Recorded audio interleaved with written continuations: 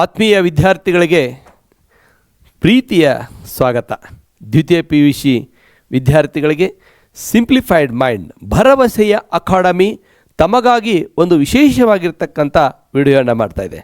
ಆತ್ಮೀಯ ವಿದ್ಯಾರ್ಥಿಗಳೇ, ನಾವೆಲ್ಲ ಪರೀಕ್ಷೆ ಅಂತಂದರೆ ಭಯ, ಆತಂಕ, ತಲ್ಲನ ಇವೆಲ್ಲವೂ ನಮ್ಮಲ್ಲಿ ಸಹಜವಾಗಿರ್ತಕ್ಕಂಥದ್ದು.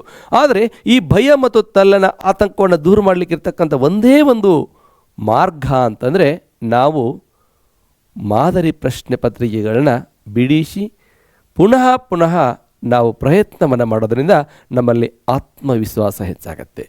ಹಾಗಾಗಿ ಈ ಆತ್ಮವಿಶ್ವಾಸ ಹೆಚ್ಚಾಗೋದ್ರಿಂದ ಕನ್ನಡ ವಿಷಯದಲ್ಲಿ 100ಕ್ಕೆ 100 ಅಂಕಗಳನ್ನ ತೆಗೆದುಕೊಳ್ಳಿಕ್ಕೆ ಕೂಡ ಸಾಧ್ಯ ಆಗ್ತದೆ. ಆತ್ಮೀಯ ವಿದ್ಯಾರ್ಥಿಗಳೇ, ನಮ್ಮ ಕರ್ನಾಟಕ ಪರೀಕ್ಷಾ ಮತ್ತು ಮೌಲ್ಯ ನಿರ್ಣಯ ಮಂಡಳಿಯವರು 2025-26ನೇ ಸಾಲಿನ 3 ಮಾದರಿಯ ಪ್ರಶ್ನೆ ಪತ್ರಿಕೆಗಳನ್ನ ಬಿಡುಗಡೆ ಮಾಡಿದ್ದಾರೆ. ಆ 3 ಮಾದರಿ ಪ್ರಶ್ನೆ ಪತ್ರಿಕೆಗಳನ್ನ ನಾವು ಸಂಪೂರ್ಣವಾಗಿ ಬಿಡಿಸೋದ್ರಿಂದ, ಅವುಗಳನ್ನ ಪುನಃ ಪುನಃ ಗಮನಿಸೋದ್ರಿಂದ ಹೆಚ್ಚು ಅಂಕಗಳನ್ನ ತೆಗೆದುಕೊಳ್ಳಿಕ್ಕೆ ಸಾಧ್ಯ ಆಗ್ತದೆ. ಇವತ್ತು ನಾನು ತೆಗೆದುಕೊಳ್ತಕ್ಕಂಥ 2025-26ನೇ ಸಾಲಿನ ಕನ್ನಡ ವಿಷಯದ ಮಾದರಿ ಪ್ರಶ್ನೆ ಪತ್ರಿಕೆ 1, 2, 3 ಪ್ರಶ್ನೆ ಪತ್ರಿಕೆಯಲ್ಲಿ ಬಹು ಆಯ್ಕೆ ಪ್ರಶ್ನೆಗಳು ಹಾಗೂ ಹೊಂದಿಸಿ ಬರೆಯಿರಿ, ಬಿಟ್ಟ ಸ್ಥಳ ಮತ್ತು ವ್ಯಾಕರಣ ಭಾಗವನ್ನು ನಾನಿಲ್ಲಿ ಗಮನಿಸ್ತೀನಿ. ಇದಷ್ಟೇ ಭಾಗ ಅಂದರೆ 28 ಅಂಕಗಳ ಒಂದು ಪರೀಕ್ಷೆಗೆ ಬರ್ತಕ್ಕಂಥದ್ದನ್ನು ನಾವು ಗಮನಿಸ್ತಾ ಇದ್ದೀವಿ. ಸ್ನೇಹಿತರೆ, ಮುಂದಿನ ಒಂದು ವಿಡಿಯೋದಲ್ಲಿ ನಾವು ಪತ್ರಲೇಖನ ಮತ್ತು ಪ್ರಬಂಧ ಕುರಿತು ಕೂಡ ಚರ್ಚೆ ಮಾಡೋಣ. ಹಾಗಾಗಿ ಒಂದು ಸೂಚನೆಯನ್ನು ಹೇಳಿ ನಾನು ನೇರವಾಗಿ ಮಾದರಿ ಪ್ರಶ್ನೆ ಪತ್ರಿಕೆಯನ್ನು ಬಿಡಿಸಲಿಕ್ಕೆ ಪ್ರಾರಂಭಿಸ್ತೀನಿ. ಮಾದರಿ ಪ್ರಶ್ನೆ ಪತ್ರಿಕೆ ಒಂದನ್ನು ಹೇಳೋಕ್ಕಿಂತ ಮುಂಚೆ ನಾನೊಂದು ಸೂಚನೆ ಕೊಡ್ತೀನಿ ಅಂತ ಹೇಳಿದೆಲ್ಲ, ಆ ಸೂಚನೆ ಏನು ಅಂತಂದರೆ, ನೀವು ಅವಿಭಾಗದ ಪ್ರಶ್ನೆಗಳನ್ನ ಮೊದಲ ಪುಟದಲ್ಲೇ ಬರೀರಿ ಅಂತ ಹೇಳ್ತೀವಿ. ಅದನ್ನು ಮೌಲ್ಯಮಾಪಕರು ಕೂಡ ಆ ಥರ ಒಂದು ಬಯಸ್ತಾರೆ ಮತ್ತು ನಮ್ಮ ಪರೀಕ್ಷಾ ಮಂಡಳಿಯವರು ಕೂಡ ಆ ಸೂಚನೆಯನ್ನು ಕೊಟ್ಟಿದ್ದಾರೆ. ಅದನ್ನು ಪಾಲಿಸ್ತೀರಿ ಅಂತ ನಾನು ಭಾವಿಸ್ತಾ ನೇರವಾಗಿ ನಾನೀಗ 2025-26ನೇ ಸಾಲಿನ ಮೊದಲನೇ ಮಾದರಿ ಪ್ರಶ್ನೆ ಪತ್ರಿಕೆಯ ಮೊದಲನೆಯ ಬಹು ಆಯ್ಕೆ ಪ್ರಶ್ನೆಯನ್ನು ನಾನು ಹೇಳಲಿಕ್ಕೆ ಇಷ್ಟಪಡ್ತೀನಿ. ಇಲ್ಲಿ ಸ್ನೇಹಿತರೆ, ನಿಮಗೆ ಮೊದಲನೇ ಪ್ರಶ್ನೆ ಕೇಳಿದ್ದಾರೆ, ರಾವಣನಿಗೆ ಯಾರ ಬಗ್ಗೆ ವೈರಾಗ್ಯ ಮೂಡಿತು ಅಂತ. ಇಲ್ಲಿ 4 ಆಯ್ಕೆಗಳನ್ನ ಕೊಟ್ಟಿದ್ದಾರೆ: ಮಂಡೋದರಿ, ಬಹುರೂಪಿಣಿ, ಸೀತೆ, ರಾಮ ಅಂತ. ಇಲ್ಲಿ ನಮಗೆ ಗೊತ್ತಿರಬೇಕು ಸ್ನೇಹಿತರೆ, 4 ಆಯ್ಕೆಗಳಲ್ಲಿ ಮೊದಲನೇ ಆಯ್ಕೆ ಅಂತೂ ಅಲ್ಲ. ಯಾಕಂದರೆ ಮಂಡೋದರಿ ಹೆಂಡತಿ, ಹೌದಾ? ಬಹುರೂಪಿ ಅಂತಕ್ಕಂಥದ್ದು ವಿದ್ಯಾದೇವತೆ, ಆದರೆ ರಾಮ ಅಲ್ಲ. ಹಾಗಿದ್ರೆ ಉತ್ತರ ಯಾವುದು? ಸೀತೆ. ಇಲ್ಲಿ ರಾವಣನಿಗೆ ಸೀತೆಯ ಬಗ್ಗೆ ವೈರಾಗ್ಯ ಮೂಡಿತು ಅಂತ. ಹಾಗೆ ಎರಡನೇ ಪ್ರಶ್ನೆ ಬರುತ್ತೆ. ಇಲ್ಲಿ ಗುರು ಹೇಗೆ ವರ್ತಿಸಬಾರದು? ಗುರು ಹೇಗೆ ವರ್ತಿಸಬಾರದು ಅಂತಂದರೆ, ಒಂದು ಶರಣನಂತೆ, ಆ ಗುರುವಿನಂತೆ, ಈ ಲಘುವಾಗಿ, ಈ ಜಂಗಮಣಿಗೆ ಅಂತ ಇದೆ. ಹಾಗಾಗಿ ಇಲ್ಲಿ ಗುರು ಹೇಗೆ ವರ್ತಿಸಬಾರದು ಅಂದರೆ ಲಘುವಾಗಿ ವರ್ತಿಸಬಾರದು. ಲಘು ವರ್ತನದೊಡೆ ವರ್ತಿಸಿದಡೆ ಆಗದು ಆಚಾರ ಅನ್ನುವಂಥದ್ದು ವಚನಗಳ ಭಾಗದಿಂದ ಆಯ್ಕೆ ಮಾಡಿಕೊಂಡಿರ್ತಕ್ಕಂಥದ್ದು. ಇನ್ನು 3ನೇ ಬಹು ಆಯ್ಕೆ ಪ್ರಶ್ನೆ ನಿಮಗೆ ಪದ್ಯಭಾಗದಲ್ಲೇ ಇರ್ತಕ್ಕಂಥದ್ದು. ಅದು 3ನೇ ಪದ್ಯ, ಇನ್ನು ಹುಟ್ಟದೇ ಇರಲಿ ನಾರಿಯ ರೆಂಡವೋಲ್ ಅನ್ನುವಂಥ ಪದ್ಯಭಾಗದಲ್ಲಿ ನಾವು ಹೇಳ್ತಾ ಇದ್ವಿ. ಹಾಗಾಗಿ 3ನೇ ಪ್ರಶ್ನೆ ಹಗೆಯನ್ನು ಏನೆಂದು ಉಪೇಕ್ಷಿಸಬಾರದು ಅಂತ ಇದೆ. ಹಗೆಯನ್ನು ಏನೆಂದು ಉಪೇಕ್ಷಿಸಬಾರದು ಅನ್ನುವಂಥದ್ದನ್ನು ನಾವು ಇರಲಿ, ಒಂದು ಕ್ಷಮೆ ಇರಲಿ ಇಲ್ಲಿ ಸ್ನೇಹಿತರೆ. ಈ 3ನೇ ಪ್ರಶ್ನೆ ಬರ್ತಕ್ಕಂಥದ್ದು ಪಗೆಯಂ ಬಾಲಕನೆಂಬರೆ ಎನ್ನುವಂಥ 4ನೇ ಪದ್ಯದಲ್ಲಿ ನಾವು ಆಯ್ಕೆ ಮಾಡ್ಕೊಳ್ತೀವಿ. ಹಾಗಾಗಿ ಹಗೆಯನ್ನು ಏನೆಂದು ಉಪೇಕ್ಷಿಸಬಾರದು ಅನ್ನುವಂಥ ಬಹು ಆಯ್ಕೆ ಪ್ರಶ್ನೆ ಶತ್ರುವೆಂದು, ಆ ಬಾಲಕನೆಂದು, ಈ ತೃಣವೆಂದು, ಈ ಚುಗುರೆಂದು. ಇಲ್ಲಿ ಪಗೆಯಂ ಬಾಲಕನೆಂಬರೆ ಅನ್ನುವಂಥ ಪದ್ಯದ ಶೀರ್ಷಿಕೆಯಲ್ಲಿ ಹೇಳುತ್ತೆ ಬಾಲಕನನ್ನು ಹಗೆ ಅಂತೇಳಿ ನಾವು ಉಪೇಕ್ಷೆ ಮಾಡಬಾರದು ಅನ್ನುವಂಥದ್ದು. ಹಾಗೆ ನಿಮ್ಮ 4ನೆಯ ಪ್ರಶ್ನೆ, ಇದು ಹಾಟ್ ಕ್ವಶನ್ ಅಂತ ಕರಿತೀವಿ. ಸ್ವಲ್ಪ ನಿಮ್ಮಲ್ಲಿ ಯೋಚನೆ ಮಾಡಬೇಕಾಗಿರ್ತಕ್ಕಂಥದ್ದಿರುತ್ತೆ. ಒಂದು ಸ್ವಲ್ಪ ಯೋಚಿಸಿ, ಯೋಚಿಸಿ ಉತ್ತರ ಕೊಡಬೇಕು.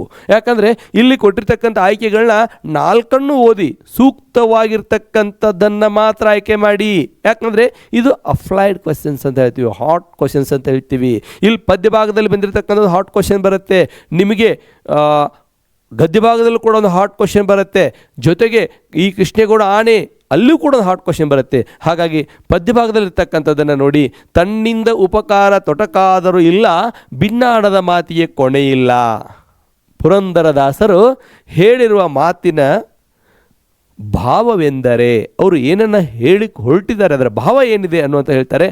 ಹಾಗಾಗಿ ದುರ್ಜನರು ಉಪಕಾರ ಮಾಡದೆ ಭಿನ್ನಾಣದ ಮಾತನಾಡುತ್ತಾರೆ, ಆ ಭಿನ್ನಾಣದ ಮಾತನಾಡಿದರೂ ಉಪಕಾರಿಯಾಗುತ್ತಾರೆ.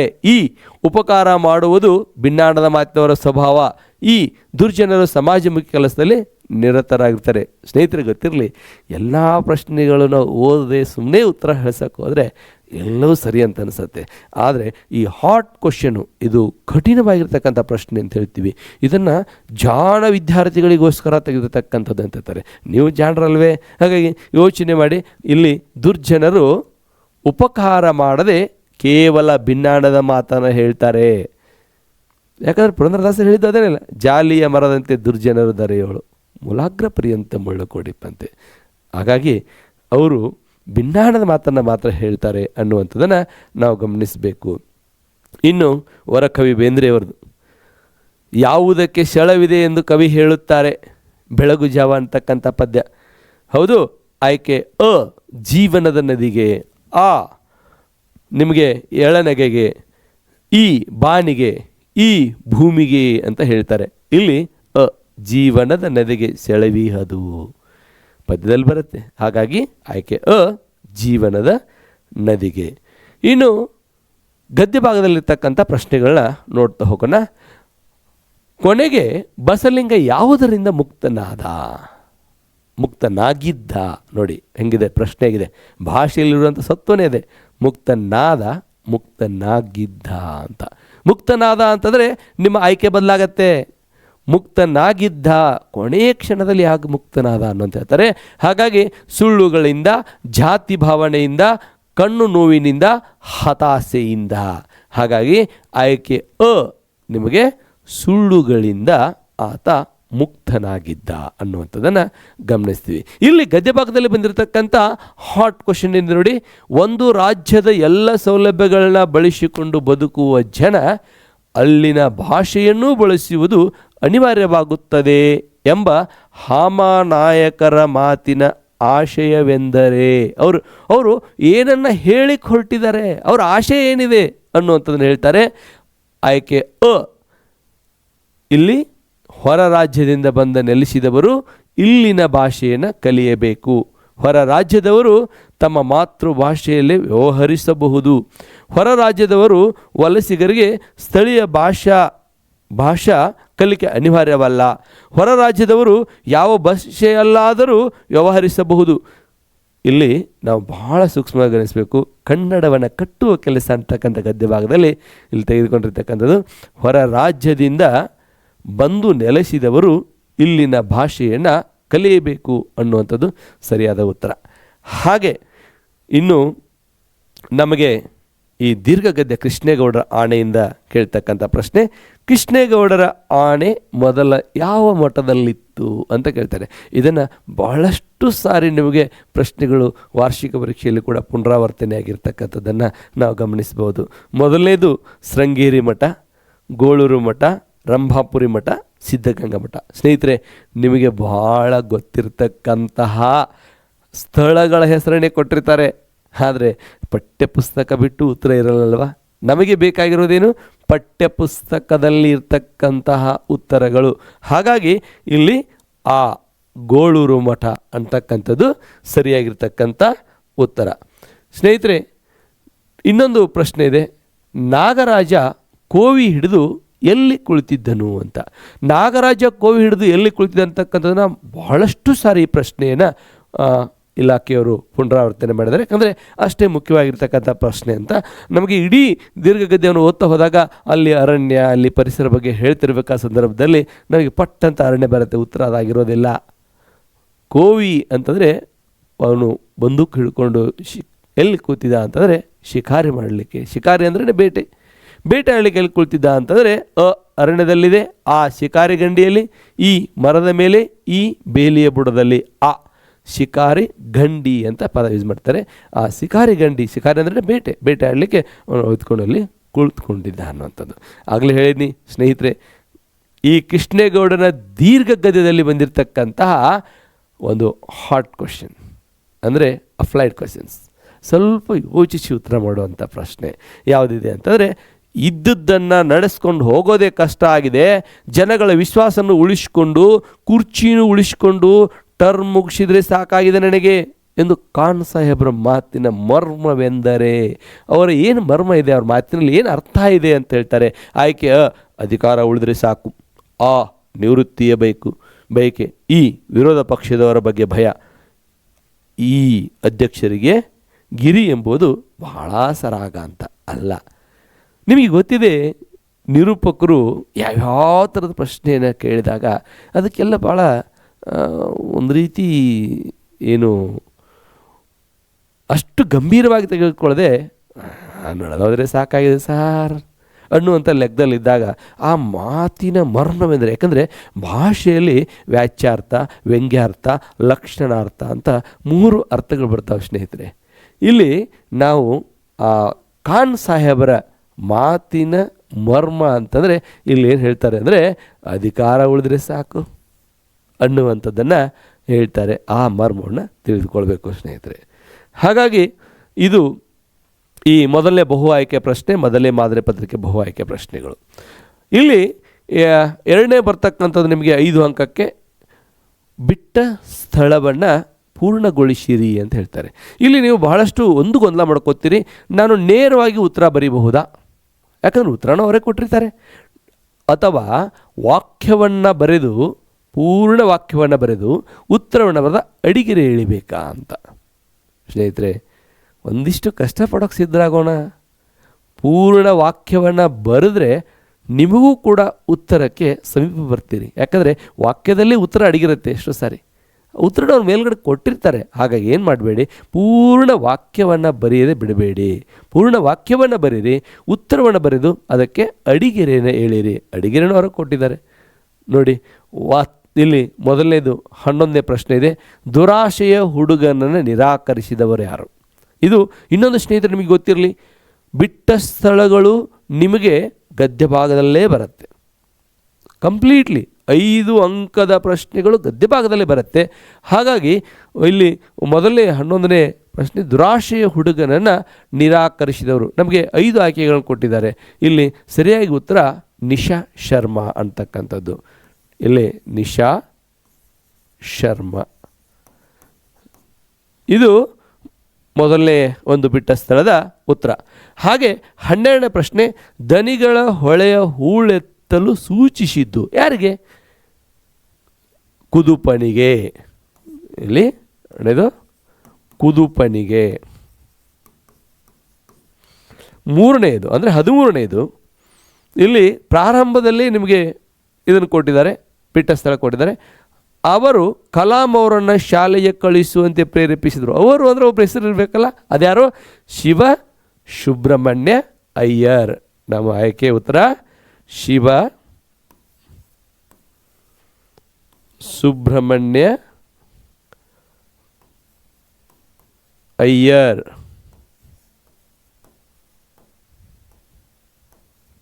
ಹಾಗೆ 14ನೇ ಪ್ರಶ್ನೆ ಇದೆ, ಶೇಷನು ರಾಮಾಯಣದ ಕಥೆಯನ್ನು ಯಾರಿಗೆ ಹೇಳಿದನು? ಶೇಷನು ರಾಮಾಯಣದ ಕಥೆಯನ್ನು ವಾತ್ಸಾಯನನಿಗೆ ಹೇಳಿದನು. ವಾತ್ಸಾಯನ ಅಷ್ಟ ಬರೀರಿ, ನಿಮಗೆ ಅದು ಪ್ರತ್ಯಯವನ್ನು ಅವರೇ ಕೊಟ್ಟಿದ್ದಾರೆ. 5ನೇದು ಅಂದರೆ 15ನೇದು, ಬಿಟ್ಟ ಸ್ಥಳಗಳ 5ನೇದು, ಪ್ರಶ್ನೆ ಪತ್ರಿಕೆ ಸೀರಿಯಲ್ ಸಂಖ್ಯೆಯಲ್ಲಿ 15. ಡ್ಯಾಶ್ ಬಾಯಿ ಚಪಲ ಜಾಸ್ತಿ ಇರುತ್ತದೆ ಯಾರಿಗೆ? ಹಳ್ಳಿಯ ಚಹಾ ಹೋಟೆಲ್ಗಳು ಅಂತಕ್ಕಂಥ ಗದ್ಯ ಭಾಗದಲ್ಲಿ ಪೆನ್ಷನ್ದಾರರಿಗೆ. ಪಿಂಚಣಿ ಅಂತ ಕರಿತೀವಲ್ಲ, ಆ ಥರ ಪೆನ್ಷನ್ದಾರರ ವೃದ್ಧರಿಗೆ ಬಾಯಿ ಚಪಲ ಜಾಸ್ತಿ ಇರುತ್ತೆ ಅನ್ನುವಂಥದ್ದು. ಸ್ನೇಹಿತರೆ, ಬಿಟ್ಟ ಸ್ಥಳವನ್ನು ಬರೆಯುವಾಗ ಸ್ವಲ್ಪ ಜಿಪುಣತನ ಮಾಡಬೇಡಿ. ವಾಕ್ಯ ಬರೀರಿ. ವಾಕ್ಯ ಬರೀತಿರ್ಬೇಕಾದ್ರೆ ನಮಗೆ ಉತ್ತರ ಹೊಳೆದು ಬಿಟ್ಟಿರುತ್ತೆ. ಯಾಕಂದರೆ ಒಂದೊಂದು ಅಂಕ ರೀ, ಪ್ರಶ್ನೆ ಇದೆ, ಉತ್ತರ ಕೊಟ್ಟಿದ್ದಾರೆ. ಒಂದಿಷ್ಟು ನಾವು ಮೆದುಳಿಗೆ ಕೆಲಸ ಕೊಟ್ಟರೆ, ಇಂಗ್ಲೀಷಲ್ಲಿ ಒಂದು ಮಾತಿದೆ, ಥಿಂಕ್ ಬಿಫೋರ್ ಇಂಕ್ ಅಂತ. ಹಾಗಾಗಿ ಸ್ನೇಹಿತರೆ, ಮುಂದಿನ ಭಾಗಕ್ಕೆ ಹೋಗೋಣ. ಭಾಳ ಮುಖ್ಯವಾಗಿರ್ತಕ್ಕಂಥ ಇನ್ನು 5 ಅಂಕಗಳ ಪ್ರಶ್ನೆ ಹೊಂದಿಸಿ ಬರೆಯಿರಿ ಅಂತಕ್ಕಂಥದ್ದು. ಈ ಹೊಂದಿಸಿ ಬರೆಯಿರಿ ಅಂತಕ್ಕಂಥದ್ರಲ್ಲಿ ಅವಿಭಾಗ ಅಂತ ಕೊಟ್ಟಿದ್ದಾರೆ ಮತ್ತು 1, 2, 3, 4 ಅಂತ ಅಂಕಿಗಳನ್ನ ಕೊಟ್ಟಿದ್ದಾರೆ. ಇಲ್ಲಿ ನೀವು ಯಾವುದೇ ರೀತಿಯಾಗಿರ್ತಕ್ಕಂಥ ಏರೋ ಮಾರ್ಕ್ ಹಾಕೋದಾಗಿರಲಿ ಅಥವಾ ಬರೀ ಹೊಂದಿಸಿ ಬರೆದಂಥ 1, 2 ಆ ವಿಭಾಗದ ಉತ್ತರಗಳನ್ನ ಮಾತ್ರ ಬರೆಯೋದಾಗಲಿ ಆ ಥರ ಮಾಡಬೇಡಿ. ಇಲ್ಲಿ ಹೊಂದಿಸಿ ಬರೆಯಿರಿ ಅಂತಂದರೆ ಇಲ್ಲಿ ಅವಿಭಾಗನೂ ಬರೀಬೇಕು ಮತ್ತು ಹೊಂದಿಸಿ ಬರೆದಂಥ ಎದುರಿಗಿರ್ತಕ್ಕಂಥ ಆಯ್ಕೆಗಳನ್ನ ಬರೀಬೇಕು. ನಾನಿಲ್ಲಿ ಏರೋ ಮಾರ್ಕ್ ಹಾಕ್ತೀನಿ, ಆದರೆ ನೀವು ಏರೋ ಮಾರ್ಕ್ ಹಾಕಬೇಡಿ. ಹೌದಾ? ಹಾಗಿದ್ರೆ ಪುಲಿಗೆರೆ ಸೋಮನಾಥ ಇವರ ಯಾವುದು ನಮಗೆ ಸೋಮೇಶ್ವರ ಶತಕ ಅಂತಕ್ಕಂಥದ್ದು. 2ನೇದು ಪದ್ಯ. ಇನ್ನೊಂದು ಸ್ನೇಹಿತರಿಗೆ ಗೊತ್ತಿರಲಿ, ಹೊಂದಿಸಿ ಬರೆಯಿರಿ. ನಾನು ಆಗಲೇ ಹೇಳಿದಾಗೆ ಗದ್ಯ ಭಾಗ ಹೇಗೆ ಬಿಟ್ಟ ಸ್ಥಳದ ಪ್ರಶ್ನೆಗಳಿಗೆ ಸಂಬಂಧಪಟ್ಟಿದ್ದ 5 ಅಂಕಗಳು ಗದ್ಯ ಭಾಗದಲ್ಲೇ ಬರ್ತವೆ ಅಂತ ಹೇಳ್ತೀನಲ್ಲ, ಹಾಗೆ ಇಲ್ಲಿ ಹೊಂದಿಸಿ ಬರೆಯಿರಿ ಪದ್ಯ ಭಾಗದಲ್ಲೇ ಬರುತ್ತೆ. ಹಾಗಾಗಿ ಸ್ನೇಹಿತರೆ, ನಿಮ್ಮ ಕನ್ನಡ ಪಠ್ಯ ಪುಸ್ತಕದ ಪರಿಬಿಡಿಯಲ್ಲಿರ್ತಕ್ಕಂಥ ನೀವು ಲೇಖಕರ ಹೆಸರು, ಕೃತಿ, ಆಕರ ಕೃತಿ ಇಷ್ಟನ್ನು ನೀಟಾಗಿ ಮಾಡಿಕೊಂಡ್ರೆ ಹೊಂದಿಸಿ ಬರೀ 5 ಅಂಕಕ್ಕೆ ಉತ್ತರ ಕೊಡ್ತೀರಿ. ಬರೀ ಒಂದು ಪುಟದಲ್ಲಿ ಹೋದರೆ 5 ಅಂಕ ಸಿಗುತ್ತೆ ನಿಮಗೆ. ಜೊತೆಗೆ ಇನ್ನೂ ಅಡಿಷ್ನಲ್ ಆಗಿ ನಿಮಗೆ ಬೇಕು ಅಂತಂದರೆ ನೀವು ಈ ಲೇಖಕರ ಹೆಸರು ಮತ್ತು ಕೃತಿಯನ್ನು ನೆನಪಿಟ್ಟುಕೊಂಡ್ರೆ ಸಂದರ್ಭದ ಸ್ಪಷ್ಟೀಕರಣವಲ್ಲೂ ಕೂಡ ನಿಮಗೆ ಬರಲಿಕ್ಕೆ ಅನುಕೂಲ ಆಗುತ್ತೆ.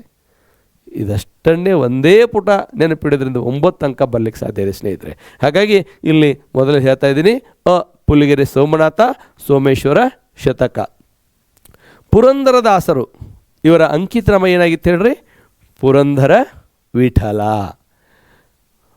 ಹಾಗೆ ಈ KS ನಿಸ್ಸಾರ್ ಅಹಮದ್ ಶಿಲುಬೆಗೇರಿದಾನೆ ಅನ್ನುವಂಥ ಒಂದು ಪದ್ಯವನ್ನು ನಮಗೆ ಕೊಟ್ಟಿದ್ದಾರೆ. ಈ ಶಿಲುಬೆಗೇರಿ ಅನ್ನುವಂಥ ಪದ್ಯದಲ್ಲಿ ಯಾವ ಕೃತಿಯಿಂದ ಆಯ್ಕೆ ಮಾಡಿಕೊಂಡಿದ್ದಾರೆ? ವ್ಯಕ್ತಿಪರ ಕವನಗಳು. ಗೊತ್ತಿರಲಿ ಸ್ನೇಹಿತರೆ, ಹತ್ತಿ ಮತ್ತು ಚಿತ್ತದಲ್ಲಿ ಒಂದೇ ಅಂಕದ ನಿಮಗೆ ಬ್ಲೂ ಪ್ರಿಂಟಲ್ಲಿದೆ. ಹಾಗಾಗಿ ಬಹಳಷ್ಟು ಸಾರಿಕೆ ಇರತಕ್ಕಂಥದ್ದು ಹತ್ತಿ ಮತ್ತು ಚಿತ್ತ. ಒಂದು ಲೇಖಕರ ಹೆಸರು ಕೇಳ್ತಾರೆ, ಟಿ ಯಲ್ಲಪ್ಪ. ಹತ್ತಿ ಮತ್ತು ಚಿತ್ತ ಕೊಟ್ಟು ಟಿ ಯಲ್ಲಪ್ಪ ಅಂತ ಕೇಳ್ತಾರೆ, ಇಲ್ಲ ಟಿ ಯಲ್ಲಪ್ಪ ಕೊಟ್ಟು ಆಕರ ಕೃತಿಯನ್ನು ಕೇಳ್ತಾರೆ. ಇಲ್ಲಿ ನಿಮಗೆ ಇರತಕ್ಕಂಥದ್ದು ಟಿ ಯಲ್ಲಪ್ಪ ಅವರ ಚಿಟ್ಟೆ ಮತ್ತು ಜೀವಯಾನ. ಚಿಟ್ಟೆ ಮತ್ತು ಜೀವಯಾನ.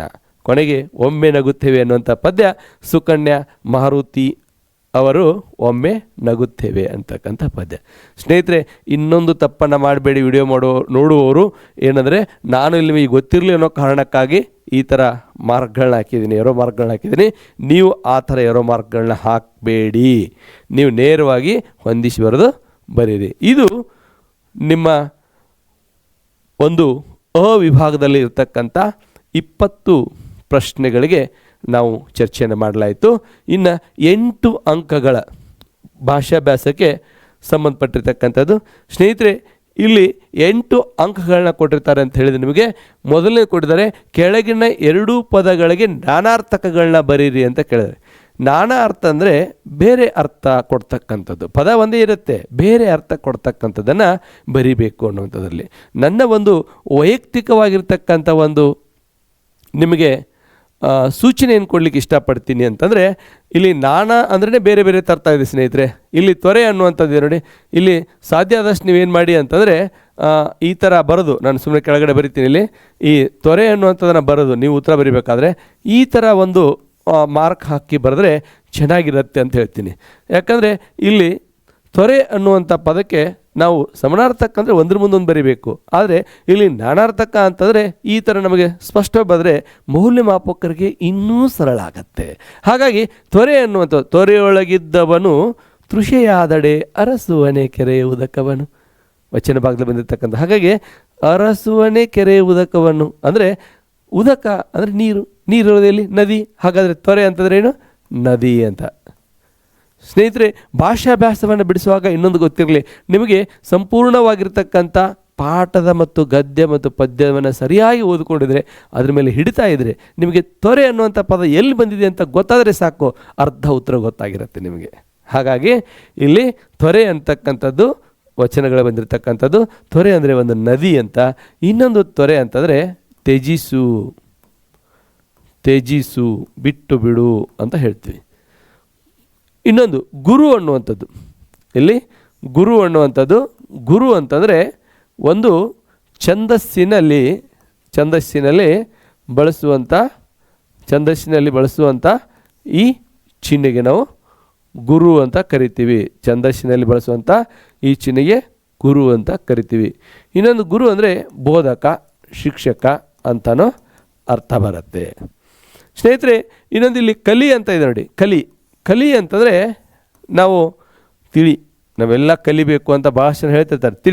ತಿಳ್ಕೋಬೇಕು ಅಂತ ಅರ್ಥ ಅಷ್ಟೇ ಕಲಿ. ಇನ್ನೊಂದು ಕಲಿ ಅನ್ನೋದಕ್ಕೆ ಇನ್ನೊಂದು ಅರ್ಥ ಇದೆ ನೋಡಿ. ಯಾವ ಪದ್ಯದಲ್ಲಿ? ಕಲಿ ಭೀಮನೆ ಮಿಡುಕುಳ್ಳ ಗಂಡ ಇನ್ನು ಹುಟ್ಟದಲ್ಲಿ ನಾರಿಯರಣ್ಣ ಪದ್ಯದಲ್ಲಿ ಬಳಕೆ ಆಗತ್ತಲ್ಲ. ಇಲ್ಲಿ ಕಲಿ ಅಂದರೆ ಪರಾಕ್ರಮಿ, ಸೂರ,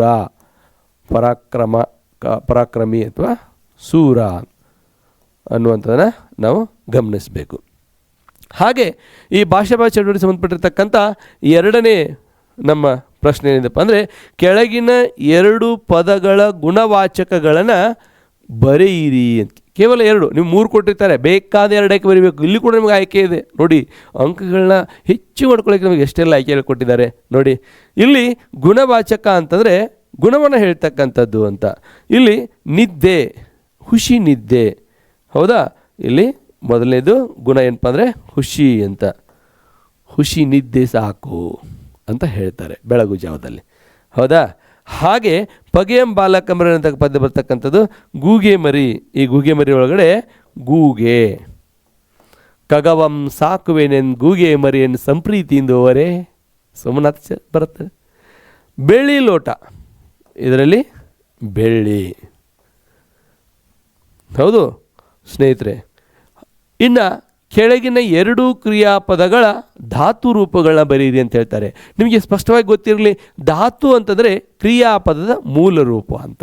ಇಲ್ಲಿ ಒಂದು ಕ್ರಿಯಾಪದ ರಚನೆ ಆಗಬೇಕಂದ್ರೆ ನಮಗೆ 3 ಮುಖ್ಯವಾಗಿರ್ತಕ್ಕಂಥ ಹಂತಗಳಿರ್ತವೆ. ಉದಾಹರಣೆಗಾಗಿ ಇಲ್ಲಿ ಕುಣಿದನು ಅನ್ನುವಂಥ ಒಂದು ಕೊನೆಯ ಕ್ರಿಯಾಪದವನ್ನು ತೆಗೆದುಕೊಳ್ಳೋಣ. ಈ ಕುಣಿದನೊಳಗಡೆ ಕುಣಿ ಅಂತಕ್ಕಂಥದ್ದು ಇದು ಧಾತು. ಅಧಿಕ್ ಅಣು. ಇಲ್ಲಿ ಧ ಅಂತಕ್ಕಂಥದ್ದು ಕಾಲಸೂಚಕ ಪ್ರತ್ಯಯ, ಅಣು ಅಂತಕ್ಕಂಥದ್ದು ಆಖ್ಯಾತ ಪ್ರತ್ಯಯ, ಕುಣಿ ಅಂತಕ್ಕಂಥದ್ದು ಇದೇಂತೀನೋ ಇದಕ್ಕೆ ಮೂಲ ರೂಪ, ಕ್ರಿಯಾಪದದ ಮೂಲ ರೂಪ ಅಂತ ನಾವು ಹೇಳ್ತಿದ್ದೀವಿ. ಹಾಗಾಗಿ ಇಲ್ಲಿ ಇಷ್ಟು ವಿವರವಾಗಿ ಬೇಕಿಲ್ಲ, ನೀವು ನೇರವಾಗಿ ಬರಿಬೇಕು. ಏನು? ಕ್ರಿಯಾಪದಗಳ ಧಾತು ರೂಪಗಳನ್ನ ಗುರುತಿಸಿದಾಗ ಇಲ್ಲಿ ನಿಂದರು, ನಿಲ್ಲು, ಬಂದಿತು, ಭರು, ಕುಣಿ ದನು, ಕುಣಿ, ಹೌದು. ಇದು ಕ್ರಿಯಾಪದದ ಮೂಲ ರೂಪಕ್ಕೆ ನಾವು ಧಾತು ಅಂತ ಕರಿತೀವಿ. ನಂತರ ಪ್ರಶ್ನೆ, ಕೆಳಗಿನ 2 ಕ್ರಿಯಾಪದಗಳ ಕಾಲವನ್ನು ಗುರುತಿಸಿ ಬರೆಯಿರಿ. 2 ಕ್ರಿಯಾಪದಗಳ 3 ಕೊಟ್ಟರೆ ಬೇಕಾದ 2 ಕೇಳ್ತಾರೆ. ಹಾಡುವಳು, ಇಲ್ಲಿ ಸ್ನೇಹಿತರು ನಿಮ್ಗೆ ಗೊತ್ತಿರಲಿ, ಈ ಭಾಷಾಭಾಸವನ್ನು ಬಿಡಿಸುವಂಥ ಸಂದರ್ಭದಲ್ಲಿ ಅದರಲ್ಲಿ ಸ್ಪೆಷಲಿ ಈ ಕ್ರಿಯಾಪದಗಳ ಕಾಲರೂಪವನ್ನು ಹೇಳುವಾಗ ನಮಗೆ ಒಂದು ಗೊತ್ತಿರಬೇಕು. ಏನು ಅಂತಂದರೆ ವರ್ತಮಾನ ಕಾಲದ ಕಾಲಸೂಚಕ ಪ್ರತ್ಯಯ, ವರ್ತಮಾನ ಕಾಲದ ಕಾಲಸೂಚಕ ಪ್ರತ್ಯಯ ಉತ್ಥ ಅಂತ, ಭೂತಕಾಲದ ಕಾಲಸೂಚಕ ಪ್ರತ್ಯಯ ಧ, ಭವಿಷ್ಯತ್ ಕಾಲದ ಕಾಲಸೂಚಕ ಪ್ರತ್ಯಯ ಊವ ಮತ್ತು ಉವ ಅಂತ ಹೇಳ್ತೀವಿ. ಭವಿಷ್ಯದ ಕಾಲಸೂಚಕ ಪ್ರತ್ಯಯ ಇದನ್ನು ನಾನು ಪ್ರತಿಯೊಂದು ಭಾಷಾಭ್ಯಾಸದಲ್ಲಿ ನಿಮಗೆ ಬಿಡಿಸ್ತಾಲೆ. ಪ್ರಾರಂಭದಲ್ಲಿ ಇರೋದನ್ನು ಮೊದಲೇ ಮಾದರಿ ಪ್ರಶ್ನೆ ಪತ್ರಿಕೆ ಬಿಡಿಸೋದ್ರಿಂದ ಸ್ವಲ್ಪ ಸಮಯ ತೆಗೆದುಕೊಳ್ತಾ ಇದ್ದೀನಿ. ಇದೇ 2ನೇ ಮಾದರಿ ಪ್ರಶ್ನೆ ಪತ್ರಿಕೆಯನ್ನು ಹೇಳುವಂಥ ಸಂದರ್ಭದಲ್ಲಿ ಇನ್ನೊಂಚೂರು ವೇಗವಾಗಿ ಹೋಗ್ಬೋದು ನಾವು, ಹೌದಾ? ಹಾಗಾಗಿ ಈ ಕಾಲಸೂಚಕ ಪ್ರತ್ಯಯ ಗೊತ್ತಿತ್ತು ಅಂದರೆ ನೀವು ಯಾವುದೇ ಒಂದು ಕ್ರಿಯಾಪದ ಕೊಟ್ಟರು ಅಂತಂದರೆ ಆ ಕ್ರಿಯಾಪದವನ್ನು ಏನು ಮಾಡಿಬಿಡಿ, ಬಿಡಿಸಿಬಿಡಿ. ಆಗಲೇ ಹೇಳಿದ್ನಲ್ಲ ನಾನು.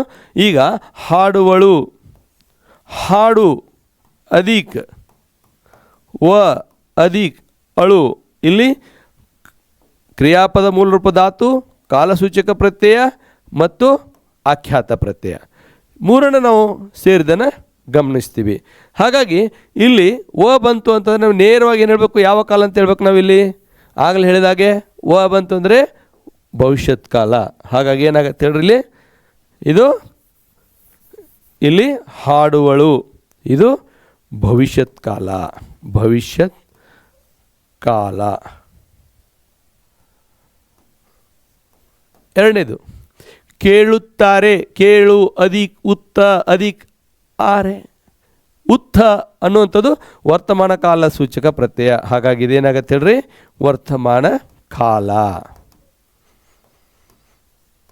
ಸ್ನೇಹಿತರೆ, ಕೊನೆಯದಿದೆ ಇದರಲ್ಲಿ ಹೋದರು ಅನ್ನುವಂಥದ್ದು. ಹೋದರು ಅನ್ನುವಂಥದ್ರಲ್ಲಿ ನಾವು ಧ ಕಾಲಸೂಚಕ ಪ್ರತ್ಯಯ ನೋಡ್ತೀವಿ. ಹಾಗಾಗಿ ಇದು ಭೂತಕಾಲ. ನೋಡಿ, ನಿಮಗೆ ವರ್ತಮಾನ ಕಾಲ, ಭೂತಕಾಲ, ಭವಿಷ್ಯತ್ ಕಾಲ, ಮೂರು ಕಾಲಗಳನ್ನ ಇಲ್ಲಿ ಕೇಳಿರ್ತಕ್ಕಂಥದ್ದನ್ನು ಗಮನಿಸ್ತೀವಿ. ನಂತರ ಪ್ರಶ್ನೆ, ಕೆಳಗಿನ ಎರಡು ಪದಗಳಿಗೆ ವಿಭಕ್ತಿಗಳನ್ನು ಹೆಸರಿಸಿ ಅಂತ. ಸ್ನೇಹಿತರೆ, ನಿಮ್ಗೆ ಭಾಳ ಸ್ಪಷ್ಟ ಮಾಡ್ಕೋಬೇಕು. ವಿಭಕ್ತಿ ಪ್ರತ್ಯಯನ ಪ್ರಾರಂಭದಲ್ಲಿ ಕಳಿತೀವಿ, ಆದರೂ ಕೂಡ ನಾವು ಗಡಿಬಿಡಿಯಲ್ಲಿ ಏನು ಮಾಡ್ತೀವಿ ಅಂತಂದರೆ ಅವಸರ, ಒತ್ತಡದ ಮಧ್ಯ ಸಣ್ಣ ತಪ್ಪುಗಳು ಮಾಡಿಬಿಡ್ತೀವಿ. ಅಯ್ಯೋ, ಹೊರಗೆ ಬಂದ ತಕ್ಷಣ ಹೀಗೆ ಮಾಡಬಾರ್ದಾಗಿತ್ತಲ್ಲ ಅಂತೀವಿ. ಆ ಥರ ಆಗದೆ ಇರೋ ಹಾಗೆ ನೋಡ್ಕೊಳ್ಬೇಕು ಅಂತಂದರೆ ನಾವು ಬಹಳ ತಾಳ್ಮೆಯಿಂದ ಇರಬೇಕು. ಹಾಗಾಗಿ ಇಲ್ಲಿ ವಿಭಕ್ತಿ ಅಂದರೆ ಏನು, ಪ್ರತ್ಯಯ ಅಂದರೆ ಏನು. ಪ್ರಥಮ, ದ್ವಿತೀಯ, ತೃತೀಯ, ಚತುರ್ಥಿ ಇದು ವಿಭಕ್ತಿ. ಪ್ರಥಮ ಉ, ದ್ವಿತೀಯ ಅಣ್ಣು ಇದು ಪ್ರತ್ಯಯ. ಇಲ್ಲಿ ಅವರು ವಿಭಕ್ತಿಯನ್ನು ಕೇಳಿದ್ದಾರೆ. ಹಾಗಾಗಿ ನೀವೊಂದು ಜಾಣತನದ ಏನು ಮಾಡ್ಬೋದು ಅಂತಂದರೆ, ನೀವು ಎರಡನ್ನು ಬರೆದ್ರೆ ಅಡ್ಡಿ ಇಲ್ಲ. ಅಂದರೆ ವಿಭಕ್ತಿನೂ ಬರೀರಿ, ಪ್ರತ್ಯಯನ ಬರೀರಿ. ಇಲ್ಲಿ ಕೇಳ್ತಾರೆ ದುರದೊಳ್. ನೋಡಿ, ಹಳೆಗನ್ನಡ ವಿಭಕ್ತಿ ಪ್ರತ್ಯಯ ದುರದೊಳ್. ದುರದೊಳ್ ಅಂತಂದರೆ ಓಳ್, ಸಪ್ತಮಿ ವಿಭಕ್ತಿ ಪ್ರತ್ಯಯ. ಸಪ್ತಮಿ ವಿಭಕ್ತಿ, ಸಪ್ತಮಿ. ಇಲ್ಲಿ ಬ್ರಾಕೆಟಲ್ಲಿ ಓಳ್, ಸಪ್ತಮಿ ಬರೋದು ಆವರಣದೊಳಗಡೆ ಓಳ್. ಇನ್ನೂ ಸ್ಪಷ್ಟತೆ ಇರುತ್ತೆ. ನಿಮ್ಗೆ ಅಂಕಗಳು ಎಲ್ಲಿಯೂ ಕಳೆಯೋಕ್ಕೆ ಸಾಧ್ಯ ಇಲ್ಲ. ಮೌಲ್ಯಮಾಪ ಇನ್ನೆಷ್ಟು ಖುಷಿ ಆಗ್ತಾರೆ ಮೌಲ್ಯಮಾಪಕರು, ಇಷ್ಟು ತಿಳ್ಕೊಂಡಿದ್ದಾನಲ್ಲ ವಿದ್ಯಾರ್ಥಿ ಅಂತ. ಇಲ್ಲಿ ಹೊಸಗನ್ನಡದ ಇದೆ ನೋಡಿ, ಮನೆಗೆ ಗೆ ಚತುರ್ಥಿ. ಚತುರ್ಥಿ ಬ್ರಾಕೆಟ್ ಒಳಗೆ ಗೆ ಬರೀರಿ. ವಲ್ಲಭನ ಷಷ್ಠಿ. ವಲ್ಲಭನ ಅ. ಹೀಗೆ ನೀವು ಎಷ್ಟು ಸ್ಪಷ್ಟತೆ ಇರ್ತೀರಲ್ಲ, ಹಾಗೆ ಮೌಲ್ಯಮಾಪಕರಿಗೆ ಇನ್ನೂ ನಿಮ್ಮ ಮೇಲೆ ಆತ್ಮವಿಶ್ವಾಸ ಹೆಚ್ಚಾಗತ್ತೆ. ಆಮೇಲೆ ಕೆಳಗಿನ ಎರಡೂ ಪದಗಳಿಗೆ ತದ್ಭವ ಬರೆಯಿರಿ ಅಂತ ಇದೆ. ತದ್ಭವ ರೂಪ ಅಂತ ಕೇಳ್ತಾರೆ. ಇಲ್ಲಿ ಭಾಳ ಸ್ಪಷ್ಟ ವಿದ್ಯಾರ್ಥಿಗಳಿಗೆ ಗೊತ್ತಿರಲಿ, ತತ್ಸಮ ಮತ್ತು ತದ್ಭವ. ತತ್ ಅಂದರೆ ಅದಕ್ಕೆ ಸಮ, ತತ್ಸಮ ಅದಕ್ಕೆ ಸಮ. ಎದಕ್ಕೆ ಅಂದರೆ ಸಂಸ್ಕೃತ ಪದಗಳು ಕನ್ನಡದಲ್ಲಿ ಬಳಕೆ ಆಗಿರ್ತಕ್ಕಂಥವುಗಳಿಗೆ ತದ್ಭವ. ತತ್ ಅಂದರೆ ಅದಕ್ಕೆ, ಭವ ಅಂದರೆ ಹುಟ್ಟು. ಸಂಸ್ಕೃತ ಪದದಿಂದ ಕನ್ನಡಕ್ಕೆ ಹುಟ್ಟಿರ್ತಕ್ಕಂಥ ಪದಗಳನ್ನ ನಾವು ತದ್ಭವ ಅಂತ ಕರಿತೀವಿ. ಇಷ್ಟು ಇದರಲ್ಲಿ ಏನೂ ಇಲ್ಲ. ಹಾಗಾಗಿ ಇಲ್ಲಿ ನೋಡಿ, ಶ್ರೀ ಸಿರಿ, ಶಿರ ಶಿರ, ರಾಯ ರಾಜ. ಇಲ್ಲಿ ಒಂದು ಸಣ್ಣ ಒಂದು ಗಮನಿಸಬೇಕಂತ ಅಂಶ ಇದೆ. ಯಕಾರಕ್ಕೆ ಜಕಾರ ಬರ್ತಕ್ಕಂಥದ್ದು, ಶಂಕರ್ಷಕ್ಕೆ ಸಕ್ರಿಶ ಬರ್ತಕ್ಕಂಥದ್ದು. ಆ ವಿಚಾರಗಳನ್ನ ನಾನು ನಿಮಗೆ ಈ ತತ್ಸಮತ್ವದ ವ್ಯಾಕರಣವನ್ನು ಹೇಳುವಂಥ ಸಂದರ್ಭದಲ್ಲಿ ಹೇಗೆ ನಾವು ಸರಳೀಕರಣಗೊಳಿಸ್ಕೊಂಡು ತತ್ಸಮತ್ವಗಳನ್ನ ಬರಿಬೇಕು ಅನ್ನೋದನ್ನು ಹೇಳ್ತೀನಿ. ಹೌದಾ? ಮುಂದಿನ ಇದು ಪ್ರಶ್ನೆ ಪತ್ರಿಕೆ ಮಾದರಿ 1 ಪ್ರಶ್ನೆ ಪತ್ರಿಕೆಯನ್ನು ನಾವು ಗಮನಿಸಿದ್ದೀವಿ ಸ್ನೇಹಿತರೆ. ಮಾದರಿ 1 ಪ್ರಶ್ನೆ ಪತ್ರಿಕೆಗೆ ನಾವೆಲ್ಲ ಸಿದ್ಧರಾದೀವಿ ಅಂತ ಅಂದ್ಕೊಂಡಿದ್ದೀನಿ. ಮಾದರಿ 2ನೇ ಪ್ರಶ್ನೆ ಪತ್ರಿಕೆಯನ್ನು ಪ್ರಾರಂಭ ಮಾಡೋಣ. 2ನೇ ಮಾದರಿ ಪ್ರಶ್ನೆ ಪತ್ರಿಕೆಗೆ ನಾವೆಲ್ಲ ಬಿಡಿಸ್ಲಿಕ್ಕೆ ಸಿದ್ಧರಾಗೋಣ. ಇಲ್ಲಿ ಆವಾಗಿನ ಹಾಗೆ ಅಂದರೆ ಕಳೆದ ಮಾದರಿ 1ನೇ ಪ್ರಶ್ನೆ ಪತ್ರಿಕೆಗೆ ನಾವೇನು ಸಮಯ ತೆಗೆದುಕೊಂಡಿವಲ್ಲ, ಈಗ ಅಷ್ಟು ಸಮಯ ತೆಗೆದುಕೊಳ್ಳೋ ಸ್ವಲ್ಪ ವೇಗವಾಗಿ ಹೋಗೋಣ. ಯಾಕಂದರೆ ಸಣ್ಣ ಸಣ್ಣ ತಿರುವುಗಳನ್ನ ನಾವು ಸರಿಪಡಿಸ್ಕೋತಾ ಹೋದಾಗ ನಮಗೆ ಏನಾಗ್ತೀವಿ, ಪರಿಣಿತರಾಗ್ತಿದ್ದೀವಿ. ಹಾಗಾಗಿ ಇಲ್ಲಿ ಒಂಚೂರು ನಮಗೆ ವೇಗವಾಗಿ ಹೋಗ್ಲಿಕ್ಕೆ ಸಾಧ್ಯ ಇದೆ ಸ್ನೇಹಿತರೆ. ಹಾಗಾಗಿ ಮೊದಲನೇ ಪ್ರಶ್ನೆ ನೋಡಿ, ಸಮಧಿಕರಾರ್ ಜಗತ್ರಯದೊಳ್ ಇನ್ ಎನಗೆ ಎಣ್ಣೊಳ್ ಇದಿರ್ಸುವನರ್ ಆರ್ ಸಮರದೊಳ್ಳೆನ್ ತನ್ನ ಭುಜದಂಡವನ್ನೀಕ್ಷಿಸಿ. ಈ ಪದ್ಯ ಭಾಗದಲ್ಲಿ ವ್ಯಕ್ತವಾಗಿರುವ ಭಾವ. ಇಲ್ಲಿ ಮೊದಲನೇ ಪದ್ಯ ಕದಡಿದ ಸಲ್ಯಂ ತಿಳಿ ಬಂದದೆ ಅಂತಕ್ಕಂಥ ಪದ್ಯ ಭಾಗದಲ್ಲಿ ಇರ್ತಕ್ಕಂಥ ನೋಡ್ತೀವಿ. ಮೊದಲೇದು ಆಯ್ಕೆ ಅ, ರಾವಣನ ಆಕ್ರೋಶ, ರಾವಣನ ಉತ್ಸಾಹ, ರಾವಣನ ನೋವು, ರಾವಣನ ಹತಾಶೆ. ಸ್ನೇಹಿತರೆ, ಇಲ್ಲಿ ನಾವು ಗಮನಿಸ್ತಾ ಇದ್ದೀವಿ, ಅವನು ಹೇಳ್ತಾನೆ, ಬಹುರೂಪಿಣಿ ವಿದ್ಯೆಯನ್ನು ಪಡೆದುಕೊಂಡ ನಂತರ ಪ್ರಮೋದವನದಲ್ಲಿರ್ತಕ್ಕಂಥ ಸೀತೆಯನ್ನು ಹೋಗಿ ಅವಳನ್ನು ಅಂತಃಪುರಕ್ಕೆ ಕರೆದುಕೊಂಡು ಬರಬೇಕು ಅನ್ನೋಕ್ಕಿಂತ ಮುಂಚೆಯಾಗಿ ಅವಳ ಮನಸ್ಸನ್ನು ಗೆಲ್ಲಬೇಕು ಅಂದ್ಕೊಂಡಿರ್ತಾನೆ. ಹಾಗಾಗಿ ಪ್ರಾರಂಭದಲ್ಲಿ ಬಹುರೂಪಿಣಿ ವಿದ್ಯೆಯನ್ನು ಪಡ್ಕೊಂಡ ತಕ್ಷಣ ಅವನ ಮನಸ್ಸಲ್ಲಿ ಹೇಳ್ತಾನೆ, ಸಮಧಿಕರಾರ್ ಜಗತ್ರಯದಳ್. ಇನ್ನು ಯುದ್ಧ ಭೂಮಿಯಲ್ಲಿ ಜಗತ್ತಿನ ತ್ರಯ ಅಂದರೆ 3, ಈ ಅಥಳ ವಿತಳ ಪಾತಳ 3 ಲೋಕದಲ್ಲಿ ನನ್ನನ್ನು ಗೆಲ್ಲುವವರು ಯಾರೂ ಇಲ್ಲ ಅನ್ನುವಂಥ ಆತ್ಮವಿಶ್ವಾಸ, ಉತ್ಸಾಹ ಅವನಲ್ಲಿ ಕಾಣ್ತದೆ. ಹಾಗಾಗಿ ಈ ಪದ್ಯವಾಗಲಿ ವ್ಯಕ್ತವಾಗಿರ್ತಕ್ಕಂಥ ಭಾವ ರಾವಣನ ಉತ್ಸಾಹ. ತನ್ನ ಭುಜದಂಡವನ್ನು ವೀಕ್ಷಿಸಿ ಕೊನೆ ನೋಡ್ಕೋದ್ರೆ, ನಾನು ಎಲ್ಲ ಪಡ್ಕೊಂಡಿದ್ದೀನಿ, ನಾನೀಗ ನನ್ನ ಎದುರಿಸೋರು ಯಾರೂ ಇಲ್ಲ ಅನ್ನುವಂಥ ಒಂದು ಉತ್ಸಾಹ ಅವನಲ್ಲಿ ಕಾಣ್ತೀವಿ. ಅದಕ್ಕೆ ಆಯ್ಕೆ ಆ, ರಾವಣನ ಉತ್ಸಾಹ. ಇದರಿಂದ ಪರಿಮಳವನ್ನು ಅರಿಯಬಹುದು. ಪರಿಮಳ ಅಂದ್ರೇನು? ವಾಸನೆ. ಹೌದಾ? ಪುಷ್ಪದಿಂದ, ಫಲದಿಂದ, ಕಾಯಿಯಿಂದ, ಚಿಗುರಿನಿಂದ. ಪುಷ್ಪ ಅಂದರೆ ಹೂವಿನಿಂದ ನಾವು ಏನು ಮಾಡ್ಬೋದು? ವಾಸನೆಯನ್ನು, ಪರಿಮಳವನ್ನು ಅರಿಯಬಹುದು. ಮೂರನೇದು, ಹಗೆಯನ್ನು ಏನೆಂದು ಉಪೇಕ್ಷಿಸಬಾರದು. ಈಗಾಗಲೇ ಈ ಪ್ರಶ್ನೆ ನಮಗೆ ಮೊದಲನೇ ಮಾದರಿ ಪ್ರಶ್ನೆ ಪತ್ರಿಕೆಯಲ್ಲೂ ಕೂಡ ಬಂದಿರತಕ್ಕಂಥದ್ದು. ಬಹಳಷ್ಟು ಸಾರಿ ಈ ಪ್ರಶ್ನೆಯನ್ನು ಕೇಳಿದರೆ, ಹಾಗೆ ನೆನಪಿಟ್ಟುಕೊಳ್ಳಿ, ಬಾಲಕನೆಂದು. ಇನ್ನು ದುರ್ಜನರು ಎಂತಹ ಮಾತಿಗೆ ಕೊನೆಯಿಲ್ಲವೆಂದು ಪುರಂದರದಾಸರು ಹೇಳಿದ್ದಾರೆ. ಇಲ್ಲಿ ಒಳ್ಳೆಯ ಮಾತಿಗೆ, ಕನಿಕರದ ಮಾತಿಗೆ, ಭಿನ್ನಾಣದ ಮಾತಿಗೆ, ಕೆಟ್ಟ ಮಾತಿಗೆ. ಆಗಲೇ ಹೇಳಿದಾಗೆ ಇದು ಭಿನ್ನಾಣದ ಮಾತಿಗೆ ಕೊನೆಯಿಲ್ಲ. ಇಲ್ಲಿ ಒಮ್ಮೆ ನಗುತ್ತೇವೆ ಅನ್ನುವಂಥ ಪದ್ಯಭಾಗದಲ್ಲಿ 1 ಅಂಕದ ಪ್ರಶ್ನೆ ಬರುತ್ತೆ ಅಂತ ಹೇಳಿದ್ವಲ್ಲ. ಆಗಲೇ ಇಲ್ಲಿ ಜನರಿಗೆ ಇದಕ್ಕೆ ಗತಿ ಇಲ್ಲ ಅಂತಾರೆ. ಜನರಿಗೆ ಇದಕ್ಕೆ ಗತಿ ಇಲ್ಲ ಅನ್ನುವಂಥದ್ದನ್ನು ನಾವು ಗಮನಿಸಬೇಕಾಗಿರ್ತಕ್ಕಂಥದ್ದು. ಗಂಜಿಗೂ ಗತಿ ಇಲ್ಲ ಅಂತ ಹೇಳ್ತೀವಿ ನಾವಿಲ್ಲಿ, ಗಂಜಿಗೆ ಗತಿ ಇಲ್ಲ ಅಂತ. ಹಾಗೆ ಇದು 2ನೇ ಮಾದರಿ ಪ್ರಶ್ನೆ ಪತ್ರಿಕೆಯ ಪದ್ಯಭಾಗಕ್ಕೆ ಸಂಬಂಧಪಟ್ಟಿರ್ತಕ್ಕಂಥ ಬಹು ಆಯ್ಕೆ ಪ್ರಶ್ನೆಗಳಾದರೆ, ಈಗ ನೇರವಾಗಿ ಗದ್ಯ ಭಾಗಕ್ಕೆ ಸಂಬಂಧಪಟ್ಟಿರ್ತಕ್ಕಂಥ ಪ್ರಶ್ನೆಗಳು ನೋಡೋಣ.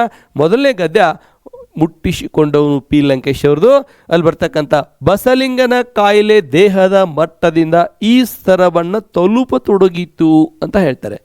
ಇಲ್ಲಿ ಬೌದ್ಧಿಕ ಸ್ತರ, ಮಾನಸಿಕ ಸ್ತರ, ಭಾವನಾತ್ಮಕ ಸ್ತರ, ಶಾರೀರಿಕ ಸ್ತರ. ಆ ಮಾನಸಿಕ ಸ್ತರ. ಹಾಗೆ 2ನೇದು ಹಾಟ್ ಕ್ವಶನ್ ಅಂತ ಹೇಳಿದ್ವಲ್ಲ, ಗದ್ಯ ಭಾಗದಲ್ಲಿ ಬಂದಿರತಕ್ಕಂಥದ್ದು, ಎಲ್ಲವೋ ಹುಲು ಮಾನವ ವೆಂಕಪ್ಪಯ್ಯ ಸುತ್ತಲೂ ನಾಕೂರಲ್ಲಿರುವ ಯಾವನೇ ಶಾನುಭೋಗ ಉಗ್ರಾಣಿಯನ್ನಾದರೂ ಕರೆತಂದು ನನ್ನೆದುರು ಸರಪಳಿ ಇಳಿಸು. ಈ ಸಾಲುಗಳು ಕೆಳಗಿನ ಯಾವ ಭಾವವನ್ನು ವ್ಯಕ್ತಪಡಿಸುತ್ತವೆ? ಇಲ್ಲಿ ಧನಿಗಳ ಬೆಳ್ಳಿ ಲೋಟ ಅನ್ನುವಂಥ ಒಂದು ಗದ್ಯ ಭಾಗದಲ್ಲಿ ವೆಂಕಪ್ಪಯ್ಯನವರಿಗೆ ಯಾವುದು ಶಾಂಭವಿ ಹೊಳೆ ತನ್ನ ಮನಸ್ಸಿನಲ್ಲೇ ಹೇಳ್ಕೊಳ್ಳುತ್ತೆ.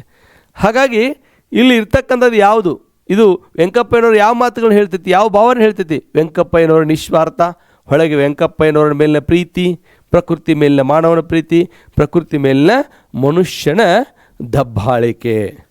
ಸ್ನೇಹಿತರೆ, ಇಲ್ಲಿ ಗೊತ್ತಿರಲಿ, ಪ್ರಕೃತಿ ಮೇಲಿನ ಇಲ್ಲಿ ಈ ಪ್ರಕೃತಿ ಮೇಲಿನ ಮಾನವನ ಪ್ರೀತಿ ಅನ್ನುವಂಥದ್ದನ್ನು, ಕ್ಷಮೆ ಇರಲಿ, ಎಲ್ಲೋ ಹುಲ್ಲು ಮಾನವ ವೆಂಕಪ್ಪಯ್ಯ ಅಂತ ಹೇಳುವಂಥ ಸಂದರ್ಭದಲ್ಲಿ ನಾವು ಗಮನಿಸಬೇಕಾಗಿರ್ತಕ್ಕಂಥದ್ರೆ ಪ್ರಕೃತಿಯ ಮೇಲಿನ ಮನುಷ್ಯನ ದಬ್ಬಾಳಿಕೆ. ಇದು ಸರಿಯಾದ ಉತ್ತರ ಆಗತ್ತೆ. ಪ್ರಕೃತಿಯ ಮೇಲಿನ ಮನುಷ್ಯನ ದಬ್ಬಾಳಿಕೆಯನ್ನು ಹೇಗೆ ಮಾಡ್ತಾ ಇದ್ದಾನೆ ಅಂತಕ್ಕಂಥದ್ದನ್ನು ಶಾಂಭವಿ ಹೊಳಿ ಒಂದು ಭಾವವನ್ನು ಸೂಚಿಸುತ್ತೆ ಅಂತ. ಹಾಗಾಗಿ ನಂತರ ಬರ್ತಕ್ಕಂಥದ್ದು ಕೃಷ್ಣೇಗೌಡನ ಆಣೆ. ದುರ್ಗಪ್ಪನ ಪ್ರಕಾರ ತರಲೆ ಡಿಪಾರ್ಟ್ಮೆಂಟ್ ಯಾವುದು? ಟೆಲಿಫೋನ್ ಡಿಪಾರ್ಟ್ಮೆಂಟ್, ಎಲೆಕ್ಟ್ರಿಕ್ ಡಿಪಾರ್ಟ್ಮೆಂಟ್, ಅಂಚೆ ಡಿಪಾರ್ಟ್ಮೆಂಟ್, ಫಾರೆಸ್ಟ್ ಡಿಪಾರ್ಟ್ಮೆಂಟ್. ಇಲ್ಲಿ ಯಾವಾಗಲೂ ಟೆಲಿಫೋನ್ದವ್ರ ಜೊತೆಗೇ ಅವನ ಒಂದು ಏನಿರುತ್ತೆ, ದೂರುಗಳಿರ್ತವೆ. ಹಾಗಾಗಿ ಟೆಲಿಫೋನ್ ಡಿಪಾರ್ಟ್ಮೆಂಟನ್ನು ನಾವು ಆಯ್ಕೆ ಮಾಡಿಕೊಳ್ಬೇಕು. ಇನ್ನು ಕೃಷ್ಣೇಗೌಡನ ಆಣೆಯಲ್ಲಿ ಹಾಟ್ ಕ್ವಶನ್, ಸ್ವಲ್ಪ ಯೋಚನೆ ಮಾಡಿ ಬರ್ತಕ್ಕಂಥ ಪ್ರಶ್ನೆ ಯಾವುದಂದರೆ, ಅದನ್ನು ಕೊಡ್ತಾರೆ. ನಿರೂಪಕರ ಪ್ರಕಾರ ಇದು ಮುನ್ಸಿಪಾಲ್ಟಿ ಪ್ರೆಸಿಡೆಂಟರ ಕರ್ತವ್ಯ. ಈ ಪ್ರಶ್ನೆ ನೇರವಾಗೈತಿ. ಮುಂದಿನ ಪ್ರಶ್ನೆ ನಿಮಗೆ ಹಾಟ್ ಕ್ವಶನ್ ಬರುತ್ತೆ.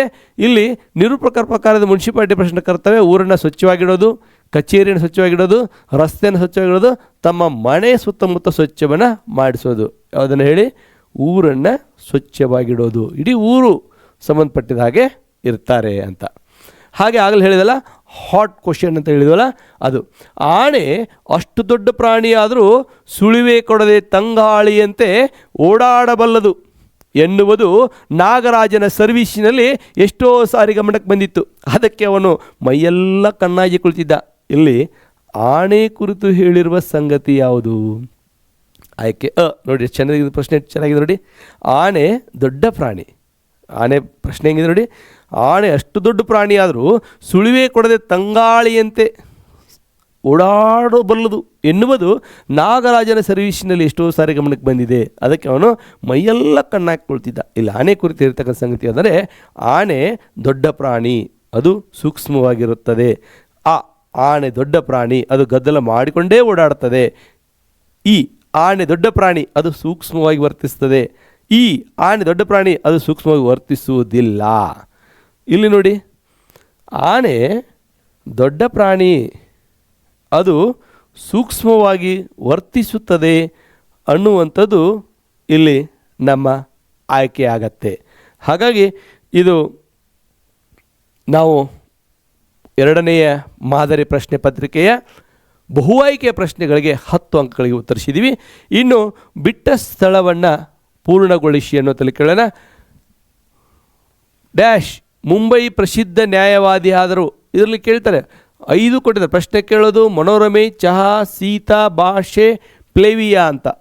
ಹೌದು, ಇಲ್ಲಿ ಆಯ್ಕೆ ಇದೆ. ನಿಮ್ಮ ಕೈಯಲ್ಲಿ ಪದ್ಯದಲ್ಲಿ ಬರ್ತಕ್ಕಂಥ ಗದ್ಯ ಭಾಗಕ್ಕೆ ಸಂಬಂಧಪಟ್ಟಿರ್ತಕ್ಕಂಥದ್ದು ಪ್ಲೇವಿಯಾ. ಅನ್ನೊಂದೇ ಪ್ರಶ್ನೆಗೆ ಉತ್ತರ ಪ್ಲೇವಿಯಾ. ಹಾಗೆ ಬದುಕು ಡ್ಯಾಶನ್ನು ಬಿಟ್ಟು ಇರುವುದಿಲ್ಲ. ಇದು ಕನ್ನಡವನ್ನು ಕಟ್ಟುವ ಕೆಲಸ ಹಾಮನಾಯಕರದು. ಇಲ್ಲಿ ಬದುಕು ಭಾಷೆಯನ್ನು ಬಿಟ್ಟು ಇರುವುದಿಲ್ಲ ಸ್ನೇಹಿತರೆ, ಭಾಷೆ. ಹಾಗೆ 13ನೇದು ವಿಜ್ಞಾನದ ಅಡಿಪಾಯವೇ ಬದುಕನ್ನು ಪ್ರೀತಿಸಿದ ಸಂತ ಅಬ್ದುಲ್ ಕಲಾಂ ಅವ್ರದ್ದು. ಪ್ರಶ್ನೆಯನ್ನು ಕೇಳುವುದರಲ್ಲಿ ವಿಜ್ಞಾನದ ಅಡಿಪಾಯ ಪ್ರಶ್ನೆ ಕೇಳುವುದು. 14ನೇ ಪ್ರಶ್ನೆ, ಕನ್ನಡವು ಕಸ್ತೂರಿ ಅಲ್ಲವೇ ಎಂದವರು. ತಿರುಳುಗನ್ನಡದ ವೇಳ್ನುಡಿ, ಮುದ್ದನ್ನ ಮತ್ತು ಮನೋರಮೆ. ಪಟ್ಟಂತ ಚಿತ್ರ ಬರಬೇಕು, ಮನೋರಮೆ. ಇಲ್ಲಿ ಮನೋರಮೆ ಕೇಳ್ತಾರೆ. 15ನೇದು ಕಲಿಯುಗದ ಅಮೃತ ಚಹಾ. ಕಲಿಯುಗದ ಅಮೃತ ಯಾವುದು? ಚಹಾ. ಇದು ಯಾವುದಪ್ಪ ಅಂತಂದರೆ ನಮಗೆ ಹಳ್ಳಿ ಚಹಾ ಹೋಟೆಲು. ಹೌದಾ ಸ್ನೇಹಿತರೆ? ಇದು ಪ್ರಾರಂಭದ ಬಹು ಆಯ್ಕೆ ನಾವು ಬಿಟ್ಟ ಸ್ಥಳ ನೋಡಿದ್ದೀವಿ. ನಂತರ ಬರ್ತಕ್ಕಂಥದ್ದು ಹೊಂದಿಸಿ ಬರೀರಿ. ಆಗಲೇ ಹೇಳಿದ ಹಾಗೆ ನಾನು ಸವಿಸ್ತಾರ ಹೇಳಿಲ್ಲ, ನೇರವಾಗಿ ಉತ್ತರ ಹೇಳೋಕ್ಕೆ ಇಷ್ಟಪಡ್ತೀನಿ ಸ್ನೇಹಿತರೆ. ಹಾಗಾಗಿ ಪುಲಿಗೆರೆ ಸೋಮನಾಥ, ಪುರಂದರದಾಸರು, ಬೆಳಗು ಜಾವ, ಹತ್ತಿ ಮತ್ತು ಚಿತ್ತ, KS ನಿಸಾರ್ ಅಹಮದ್. ಒಂದು ಸಾರಿ ನೀಟಾಗಿ ವಿಭಾಗದ ಓದ್ಕೊಂಡು ಬಿಡಿ, ನಂತರ ವಿಭಾಗದಲ್ಲಿ ನಮಗೆ ಏನಂತ ಗೊತ್ತಾಗುತ್ತೆ. ಪುಲಿಗೆರೆ ಸೋಮನಾಥ ಅಂದ ತಕ್ಷಣ ನಮಗೆ ಶತಕ ಸಾಹಿತ್ಯ, ಸೋಮೇಶ್ವರ ಶತಕ ಐತಲ್ಲ, ಇಲ್ಲಿ ಶತಕ ಸಾಹಿತ್ಯ ಪುಲಿಗೆರೆ ಸೋಮನಾಥ. ಪುರಂದರದಾಸರು ಆಗಲೇ ನಮಗೇನು ಕೊಟ್ಟಿದ್ರು ಮೊದಲೇ ಮಾದರಿ ಪ್ರಶ್ನೆ ಪತ್ರಿಕೆ ಒಳಗೆ? ಪುರಂದರದಾಸರ ಕಾವ್ಯನಾಮ ಕೊಟ್ಟಿದ್ರು, ಪುರಂದರ ವಿಠಲ ಅಂತ. ಈ ಸಾರಿ ಜಾಲಿಯ ಮರದಂತೆ ಅಂತಕ್ಕಂಥ ಪದ್ಯದ ಶೀರ್ಷಿಕೆಯನ್ನು ಕೊಟ್ಟಿದ್ದಾರೆ. ಬೆಳಗು ಜಾವ ಇದು ಆಕರ ಕೃತಿ, ದ ರಾ ಬೇಂದ್ರೆ ಅವ್ರದ್ದು ಮುಕ್ತ ಕಂಠ. ಹತ್ತಿ ಮತ್ತು ಚಿತ್ತ ಆವಾಗಲೇ ಏನು ಕೊಟ್ಟಿದ್ದಾರೆ ನಮಗೆ? ಚಿಟ್ಟೆ ಮತ್ತು ಜೀವಯಾನ ಅಂತ ಈಗ ಉತ್ತರ ಕೊಟ್ಟಿದ್ದಾರೆ. ಆಗಲೇ ಲೇಖಕರ ಹೆಸರು ಕೊಟ್ಟಿದ್ರು, ಈಗ ಏನು ಕೊಟ್ಟಿದ್ದಾರೆ? ಶೀರ್ಷಿಕೆ ಕೊಟ್ಟು ಮತ್ತು ಆಕರ ಕೃತಿಯನ್ನು ಕೊಟ್ಟಿದ್ದಾರೆ. ಇಲ್ಲಿ 5ನೇದು KS ನಿಸಾರ್ ಅಹಮದ್, ಅಂದರೆ KS ನಿಸಾರ್ ಅಹಮದ್ ಅವರು ಯಾವುದು ನಮಗೆ ಏನು ಮಾಡ್ತಾರೆ ಅಂತಂದರೆ, KS ನಿಸಾರ್ ಅಹಮದ್ ಅವ್ರದ್ದು ಶಿಲುಬೆ ಏರಿದ್ದಾನೆ ಅನ್ನುವಂಥದ್ದು. ಹೌದು ಸ್ನೇಹಿತರೆ, ಇಷ್ಟು ನೀವು ಗಮನಿಸ್ಕೊಳ್ಳಿ. ಇದು ಹೊಂದಿಸಿ ಬರೆಯಿರಿ ಅನ್ನುವಂಥ ವಿಭಾಗದಲ್ಲಿರ್ತಕ್ಕಂಥದ್ದು. ಹಾಗೆ ಇನ್ನು ಇದು 20 ಅಂಕ ಆಯಿತು. ಎರಡನೇ ಮಾದರಿ ಪ್ರಶ್ನೆ ಪತ್ರಿಕೆಯಲ್ಲಿರ್ತಕ್ಕಂಥ ಭಾಷಾಭ್ಯಾಸಕ್ಕೆ ಸಂಬಂಧಪಟ್ಟಿರ್ತಕ್ಕಂಥದ್ದು. ಆಗಲೂ ಕೇಳಿದರು, ಈಗಲೂ ಕೂಡ ಕೇಳಿದ್ದಾರೆ. ಯಾವುದು? ಕೆಳಗಿನ 2 ಪದಗಳಿಗೆ ಸಮಾನಾರ್ಥಕಗಳನ್ನ ಬರೀರಿ ಅಂತ ಹೇಳ್ತಾರೆ. ಮೊದಲನೇದು ಸಮಾನ ಅರ್ಥಕಗಳಂತ ಹೇಳ್ತಾರೆ. ಮೊದಲು ಸಮಾನಾರ್ಥಕ ಅಂದರೆ ಒಂದು ಸುತ ಅಂದರೆ ಮಗ, ಪುತ್ರ ಅಂತ ಕರೀತು. ಸುತ ನಿರ್ದೇಣ್ ಮುಪ್ಪಿನಲ್ಲಾಗದ ಬಗೆ ಬರ್ತಕ್ಕಂಥದ್ದು.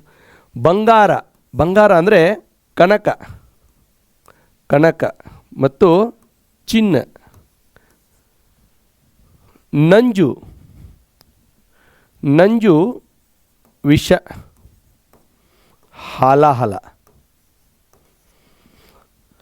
ಕೆಳಗಿನ 2 ಪದಗಳ ಗುಣವಾಚಕಗಳನ್ನ ಬರೀರಿ ಅಂತ ಕೇಳಿದ್ದಾರೆ. ಇಲ್ಲಿ ಒಂದು ಗಮನಿಸ್ರಿ ವಿದ್ಯಾರ್ಥಿಗಳೇ, ದುರ್ ಅಂತ ಬರಿಬಾರ್ದು. ಬರೀರಿ ತಪ್ಪಲ್ಲ, ದುರ್ಗಂಧ ಅಂದರೆ ಕೆಟ್ಟ ವಾಸನೆ ಅಂತ ಅರ್ಥ. ಇಲ್ಲಿ ದುರ್ ಅಂತ ಬರೆದು ಆವರಣದೊಳಗೆ ಏನು ಮಾಡಿಬಿಡಿ, ಕೆಟ್ಟ ಅಂತ ಬರೆದ್ಬಿಡಿ. ಏನೂ ಇಲ್ಲ, ಸರಳ, ತುಂಬ ಕೆಟ್ಟ. ದುರ್ ಅಂತ ಬರೆದು ಕೆಟ್ಟ ಅಂತ ಬರೀರಿ.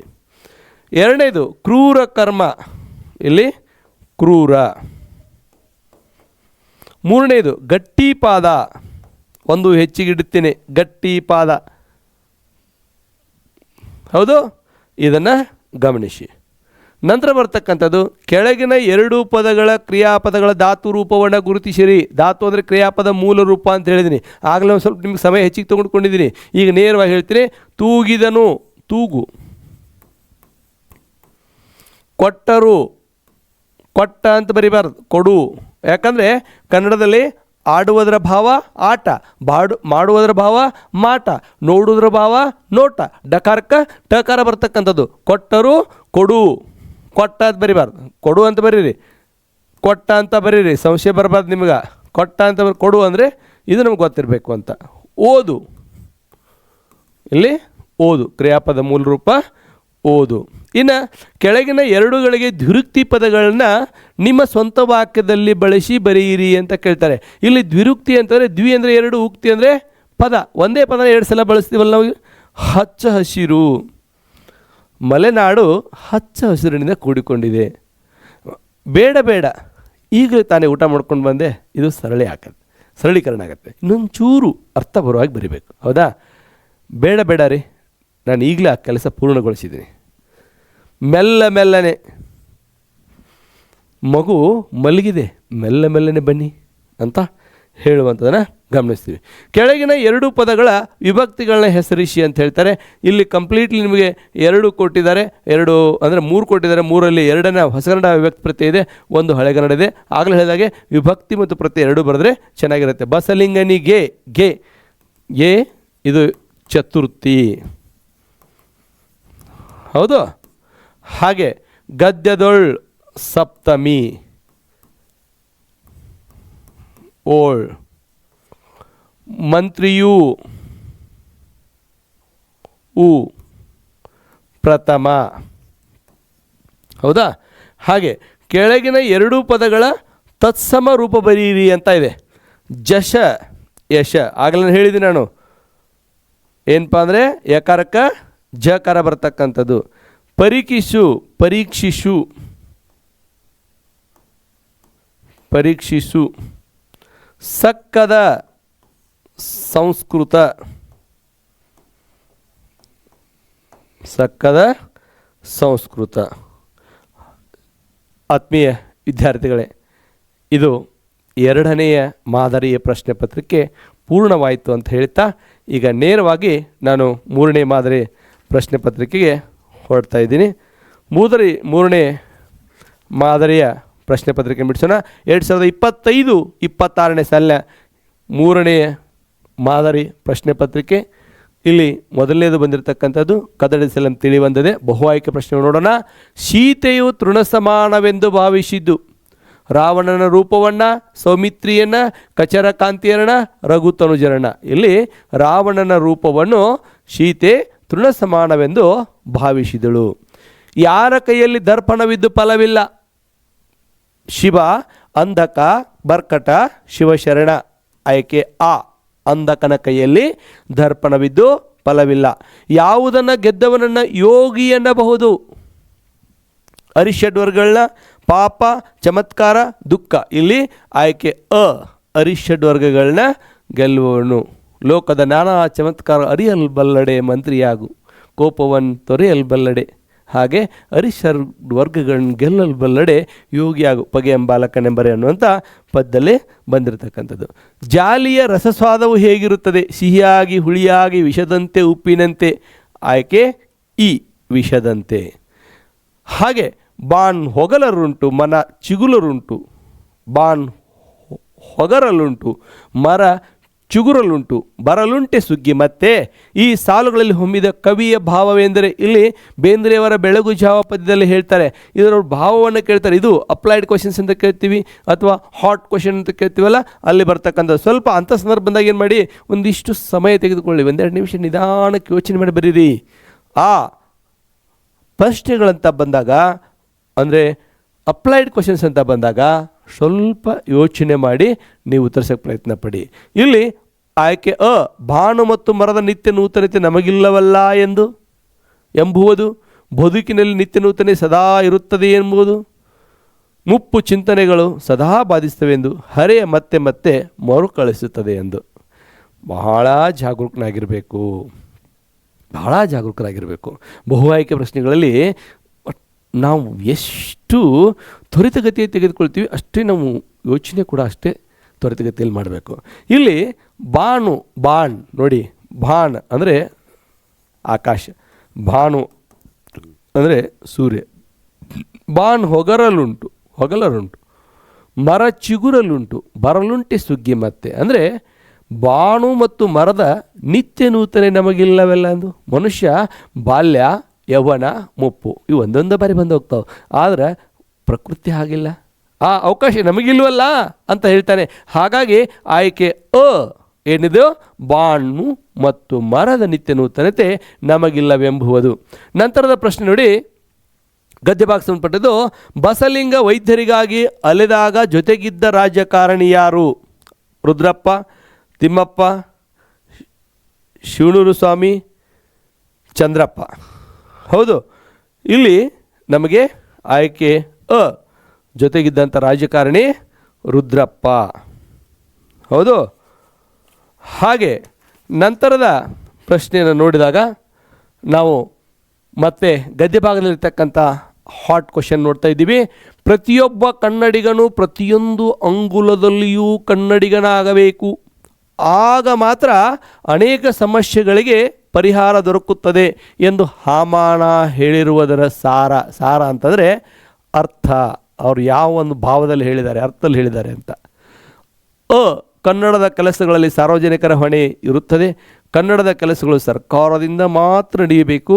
ಜನಸಾಮಾನ್ಯರು ಕನ್ನಡಕ್ಕೂ ಸಂಬಂಧವೇ ಇಲ್ಲ. ಕನ್ನಡಿಗರು ಕನ್ನಡ ಎಂದು ಹೋರಾಟ ಮಾಡಬಾರ್ದು. ಅಲ್ಲ, ಇದು ಸರಿಯಾದ ಉತ್ತರ ಅ.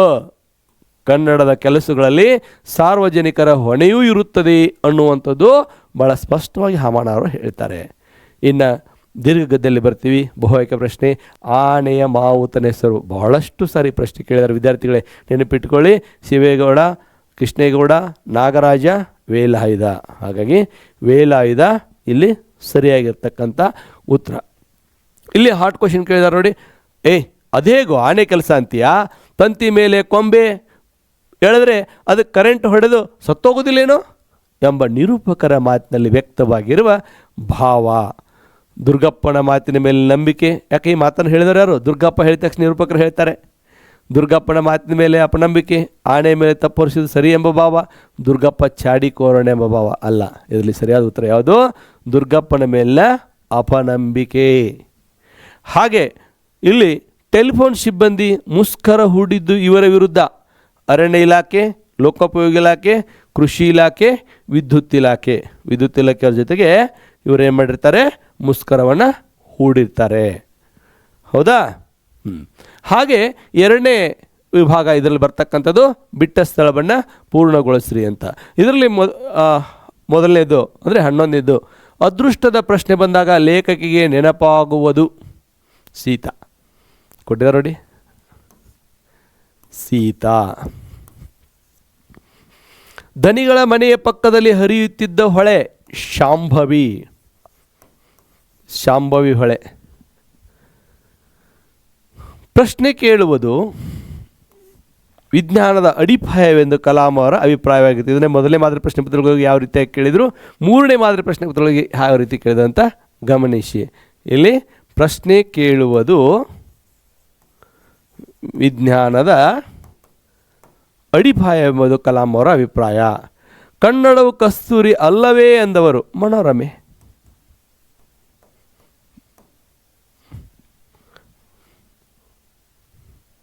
ಚಂದ್ರಭವನ ಎಂಬುದು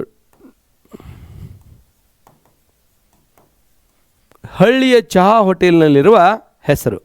ಇದು ಬಿಟ್ಟ ಸ್ಥಳವನ್ನು ಸಂಬಂಧಪಟ್ಟ ಹಾಗೆ ಮೂರನೇ ಮಾದರಿ ಪ್ರಶ್ನೆ ಪತ್ರಿಕೆಯನ್ನು ನೋಡಿದ್ದೀವಿ.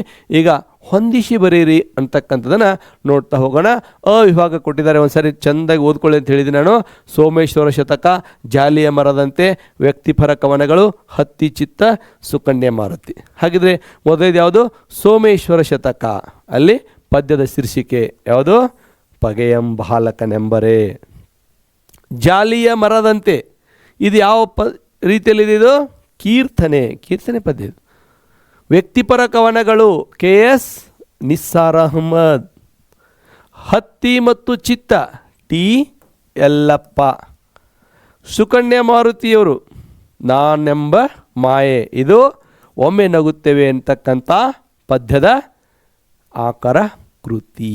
ಹಾಗಾಗಿ ಸ್ನೇಹಿತರೆ, ನಾನು ಹೇಳಿದ್ದೀನಿ, ದ್ವಿತೀಯ PUC ಪಠ್ಯಪುಸ್ತಕದ ಮೊದಲನೆಯ ಪರಿವಿಡಿ ಎಲ್ಲಿ ಆಕರ ಕೃತಿಗಳನ್ನು ಸೇರಿಸಿಕೊಂಡು ಓದಿಬಿಟ್ರಿ ಅಂದರೆ ನಿಮಗೆ 5 ಅಂಕಗಳು, ಸಂದರ್ಭದಲ್ಲಿ ಬಳಕೆ ಮಾಡಿಕೊಂಡ್ರೆ ಒಟ್ಟು 9 ಅಂಕಗಳು ಬರ್ತವೆ. ಹಾಗಾಗಿ ಸಣ್ಣ ಸಣ್ಣ ಟಿಪ್ಪಣಿಗಳನ್ನ ಮಾಡಿಕೊಂಡು ನೀವು ಅದನ್ನು ರೂಢಿ ಮಾಡ್ಕೊಳ್ಳಿ ಅಂತ ಹೇಳ್ತಾ ನೇರವಾಗಿ ಭಾಷಾಭ್ಯಾಸಕ್ಕೆ ಬರ್ತೀನಿ.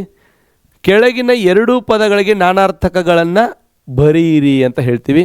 ಇಲ್ಲಿ ನರ ಅಂದರೆ ನಮಗೆ ನಾನು ಆಗಲೇ ನಾನಾರ್ಥಕ ಹೇಗೆ ಬರೀಬೇಕು ಅಂತ ಹೇಳಿದ್ದಂದರೆ ಈ ಥರ ಒಂದು ಬರೆದು, ಈ ಥರ ನೀವು ಹೀಗೆ ಬರೆದು ನೀವೇನು ಮಾಡಬೇಕು, ಈ ಥರ ಬರೀರಿ ಅಂತೇಳಿ. ನರ ಅಂತಂದರೆ ನಾವು ಮನುಷ್ಯ. ನರ ಅಂದರೆ ಮನುಷ್ಯ. ಇನ್ನೊಂದು ನರ ಅಂದರೆ ಸಂಜ್ಞಾವಾಹಕ ಅಂತ ಕರಿತೀವಿ. ರಕ್ತನಾಳಕ್ಕೂ ನರ ಅಂತ ಕರಿತೀವಿ ನಾವು. ನರ ಅಂದರೆ ಇನ್ನೊಂದು ಅರ್ಥ ಇದೆ, ಅರ್ಜುನ ಅಂತಾನೂ ಇದೆ. ಹಾಗಾಗಿ ಇಲ್ಲಿ ಈ ಎರಡನ್ನು ನೆನಪಿಟ್ಟುಕೊಳ್ಳಿ. ನಂತರ ಗಂಡ ಅನ್ನುವಂಥದ್ದು ಇಲ್ಲಿ ನಿಮಗೆ ಸ್ವಲ್ಪ ಸ್ಥಳಾವಕಾಶ ಇಲ್ಲ. ಹಾಗಾಗಿ ನಾನಿಲ್ಲಿ ನೇರವಾಗಿ ಗಂಡ ಅಂದರೆ ಒಂದು ಇಲ್ಲಿ ಬರೀತೀನಿ ನೋಡಿ. ಇಲ್ಲಿ ಗಂಡ ಅಂದರೆ ಪತಿ, ಇನ್ನೊಂದು ಮುಖ್ಯಸ್ಥ, ಒಡೆಯ ಅಂತ ಅರ್ಥ. ಇನ್ನೊಂದು ಗಂಡ ಅಂದರೆ ಅಪಾಯ ಅಂತಲೂ ಅರ್ಥ ಇದೆ. ಗಂಡ ಅಂದರೆ ಅಪಾಯ, ಗಂಡಾಂತರ ಅಂತ ಹೇಳ್ತೀವಲ್ಲ, ಅಪಾಯ. ಇನ್ನೊಂದು ರಾಷ್ಟ್ರಪತಿ ಅಂತ ಕರಿತೀವಿ ನಾವು, ಅಂದರೆ ರಾಷ್ಟ್ರದ ಮುಖ್ಯಸ್ಥ ಅಂತ ಅರ್ಥ. ಹೌದು. ಆನಂತರ ಮುನಿ, ಇದನ್ನು ಅಳಿಸ್ತೀನಿ, ಇಲ್ಲಿ ನೋಡ್ಕೊಳ್ಳಿ. ಮುನಿ, ಮುನಿ ಅಂದರೆ ಒಂದು ಕೋಪ. ಮುನಿ ಅಂದರೆ ಋಷಿ ಮುನಿಗಳು ಅಂತ ಹೇಳ್ತಲ್ಲ, ಋಷಿ.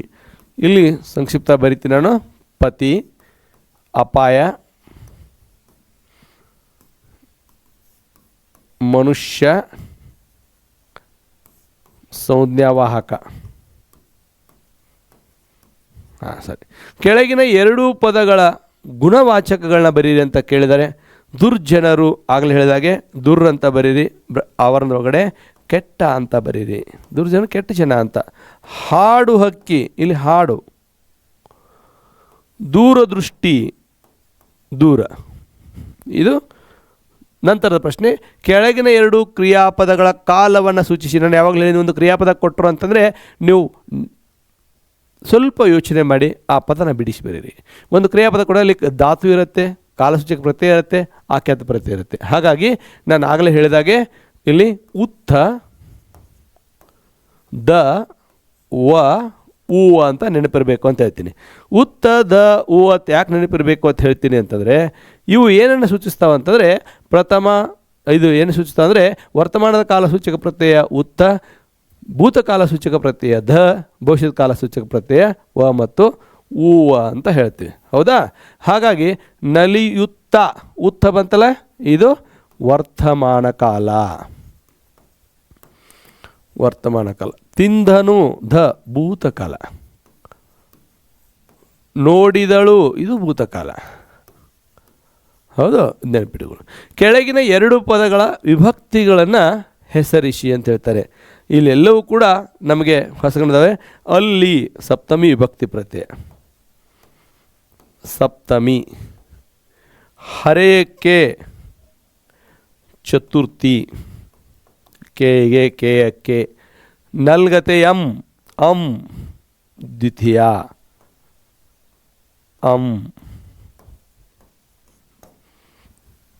ಹೌದು. ಕೆಳಗಿನ 2 ನುಡಿಗಟ್ಟುಗಳನ್ನು ನಿಮ್ಮ ಸ್ವಂತ ವಾಕ್ಯದಲ್ಲಿ ಬರೀರಿ ಅಂತ ಕೊಟ್ಟಿದ್ದಾರೆ. ದಾರಿದೀಪ, ಕೈ ಕೊಡು, ರೈಲು ಬಿಡು. ಇಲ್ಲಿ ನುಡಿಗಟ್ಟುಗಳು ಕೊಟ್ಟಾಗ ಸ್ವಲ್ಪ ಒಳಾರ್ಥವನ್ನು ಗಮನಿಸಿ. ದಾರಿದೀಪ ಅಂದರೆ ಮಾರ್ಗದರ್ಶಕರು ಅಂತ. ಗುರುಗಳು ನಮ್ಮ ಬದುಕಿನಲ್ಲಿ ಮಾರ್ಗದರ್ಶಕರಾಗಿರುತ್ತಾರೆ ಅಂತ ಬಳಸಬೇಡಿ, ದಾರಿದೀಪನ ಬಳಸಿ. ಗುರುಗಳು ನಮ್ಮ ಬದುಕಿನಲ್ಲಿ ದಾರಿದೀಪಗಳಾಗುತ್ತಾರೆ. ಕೈ ಕೊಡು ಅಂದರೆ ಮೋಸ ಮಾಡು. ನನ್ನ ಸ್ನೇಹಿತ ನನ್ನ ಕಷ್ಟ ಸಂದರ್ಭದಲ್ಲಿ ಕೈ ಕೊಟ್ಟನು. ರೈಲು ಬಿಡು ಅಂದರೆ ಸುಳ್ಳು ಹೇಳು. ನನ್ನ ಸ್ನೇಹಿತ ರೈಲು ಬಿಡುವುದರಲ್ಲಿ ತುಂಬ ಪರಿಣಿತ. ಹಾಗೆ ಹೇಳಿ. ಯಾವುದಾದ್ರೂ 2 ಅನ್ಯದೇಶೀಯ ಪದಗಳನ್ನ ಬರೀರಿ ಅಂತ ಹೇಳ್ತಾರೆ. ಇಲ್ಲಿ ಅನ್ಯದೇಶೀಯ ಪದಗಳನ್ನ ನಿಮಗೆ ಒಂದು ಪಲ್ಲವ ಪುಸ್ತಕದಲ್ಲಿ ಪಟ್ಟಿಯನ್ನು ಕೊಟ್ಟಿದ್ದಾರೆ. ಅನ್ಯದೇಶೀಯ ಪದಗಳು ಸುಮ್ಮನೆ ಪೆನ್ನು ಪೆನ್ಸಿಲ್ಲು ಅಂತ ಬರೆದುಬಿಡಬೇಡಿ. ಅದು ಅನ್ಯದೇಶೀಯ ಪದ ಒಪ್ಕೊಳ್ತೀನಿ, ಆದರೆ ನೀವು ಓದಿಲ್ಲ ಅಂತ ಅರ್ಥ ಆಗತ್ತೆ. ಪಠ್ಯದಲ್ಲಿ ಬಂದಿರತಕ್ಕಂಥ, ಈಗ ಗದ್ಯ ಭಾಗದಲ್ಲಿ ಬಂದಿರತಕ್ಕಂಥ ಕಿಡ್ನಿ ಸ್ಟೋನು, ಆಪರೇಷನ್ನು, ಈ ಥರ ಪದಗಳನ್ನ ಬಳಕೆ ಮಾಡಿ ನಿಮ್ಮ ವಿವೇಚನೆಗೆ ಬಿಟ್ಟಿರ್ತಾರೆ. ಅದನ್ನು ನೀವು ಸರಿಯಾಗಿ ಗಮನಿಸಿ. ಸ್ನೇಹಿತರೆ, ನಾನು ಯಾಕೆ ಸ್ನೇಹಿತರೆ ಅಂತ ಕರಿತೀನಿ ಅಂತ ಈ 3ನೇ ಮಾದರಿ ಪ್ರಶ್ನೆ ಪತ್ರಿಕೆಯನ್ನು ಪೂರ್ಣಗೊಳಿಸಿದ ಹೇಳ್ತಾ ಇದ್ದೀನಿ. ನೀವು ಈಗ ಒಂದು ಪ್ರಾಯದಲ್ಲಿದ್ದೀರಿ, ಪ್ರಾಯದ ಹಂತದಲ್ಲಿದ್ದೀರಿ. ನಿಮ್ಮ ಮನಸ್ಥಿತಿ ಹೇಗಿರುತ್ತೆ ಅಂತ ಒಬ್ಬ ಮನಃಶಾಸ್ತ್ರಜ್ಞ ಹೇಳ್ತಾನೆ, ಸಮುದ್ರದ ಅಲೆಗಳ ಹಾಗಿರುತ್ತೆ ಅಂತ. ಜೋರಾಗಿ ಬಂದು ಅಪ್ಪಳಿಸ್ತೀರಿ, ಅಷ್ಟೇ ವೇಗವಾಗಿ ಶಾಂತರಾಗ್ತೀರಿ. ಹಾಗೆ ನಿಮ್ಮ ಮನಸ್ಥಿತಿಯೂ ಕೂಡ ಇರುತ್ತೆ. ಹಾಗಾಗಿ ಮನಸ್ಸನ್ನು ನಿಯಂತ್ರಿಸಿ, ಮನಸ್ಸನ್ನು ನಿಯಂತ್ರಣದಲ್ಲಿಡಿ. ಯಶಸ್ಸು ನಿಮ್ಮ ಕೈಯಲ್ಲಿದೆ. ಆಯ್ಕೆ ಅಷ್ಟೇ ಅಲ್ಲ, ನೇಮಿಚಂದ್ರ ಹೇಳಿದ್ದು, ಯಶಸ್ಸು ಕೂಡ ನಿಮ್ಮ ಕೈಯಲ್ಲಿದೆ. ಅದಕ್ಕೆ ನಮ್ಮ ಈ ಒಂದು ಸಿಂಪ್ಲಿಫೈಡ್ ಮೈಂಡ್ ಭರವಸೆ ಅಕಾಡೆಮಿ ಯಾವತ್ತೂ ನಿಮ್ಮ ಜೊತೆಗಿರುತ್ತೆ. ಅಷ್ಟೇ ಅಲ್ಲ ಸ್ನೇಹಿತರೆ, ಮುಂದಿನ ಒಂದು ವಿಡಿಯೋದಲ್ಲಿ ನಾನು ಸಂಪೂರ್ಣವಾಗಿರ್ತಕ್ಕಂಥ ವ್ಯಾಕರಣ ಭಾಗವನ್ನು ಒಂದು ಸಾರಿ, ಮತ್ತು ಪತ್ರಲೇಖನ, ಪ್ರಬಂಧ ಅದೆರಡನ್ನ ಸೇರಿಕೊಂಡು 2 ಮತ್ತು 3 ಅಂಕದ ಪ್ರಶ್ನೆ ಮತ್ತು 4 ಅಂಕದ ಪ್ರಶ್ನೆಗಳಿಗೆ ಹೇಗೆ ಉತ್ತರಿಸಬೇಕು, ಅದರ ಮಾದರಿ ಉತ್ತರಗಳಿಗಿರ್ತವೆ ಅಂತಕ್ಕಂಥದ್ದನ್ನು ಮುಂದಿನ ವಿಡಿಯೋದಲ್ಲಿ ನೋಡೋಣ. ಎಲ್ರಿಗೂ ನಮಸ್ಕಾರ.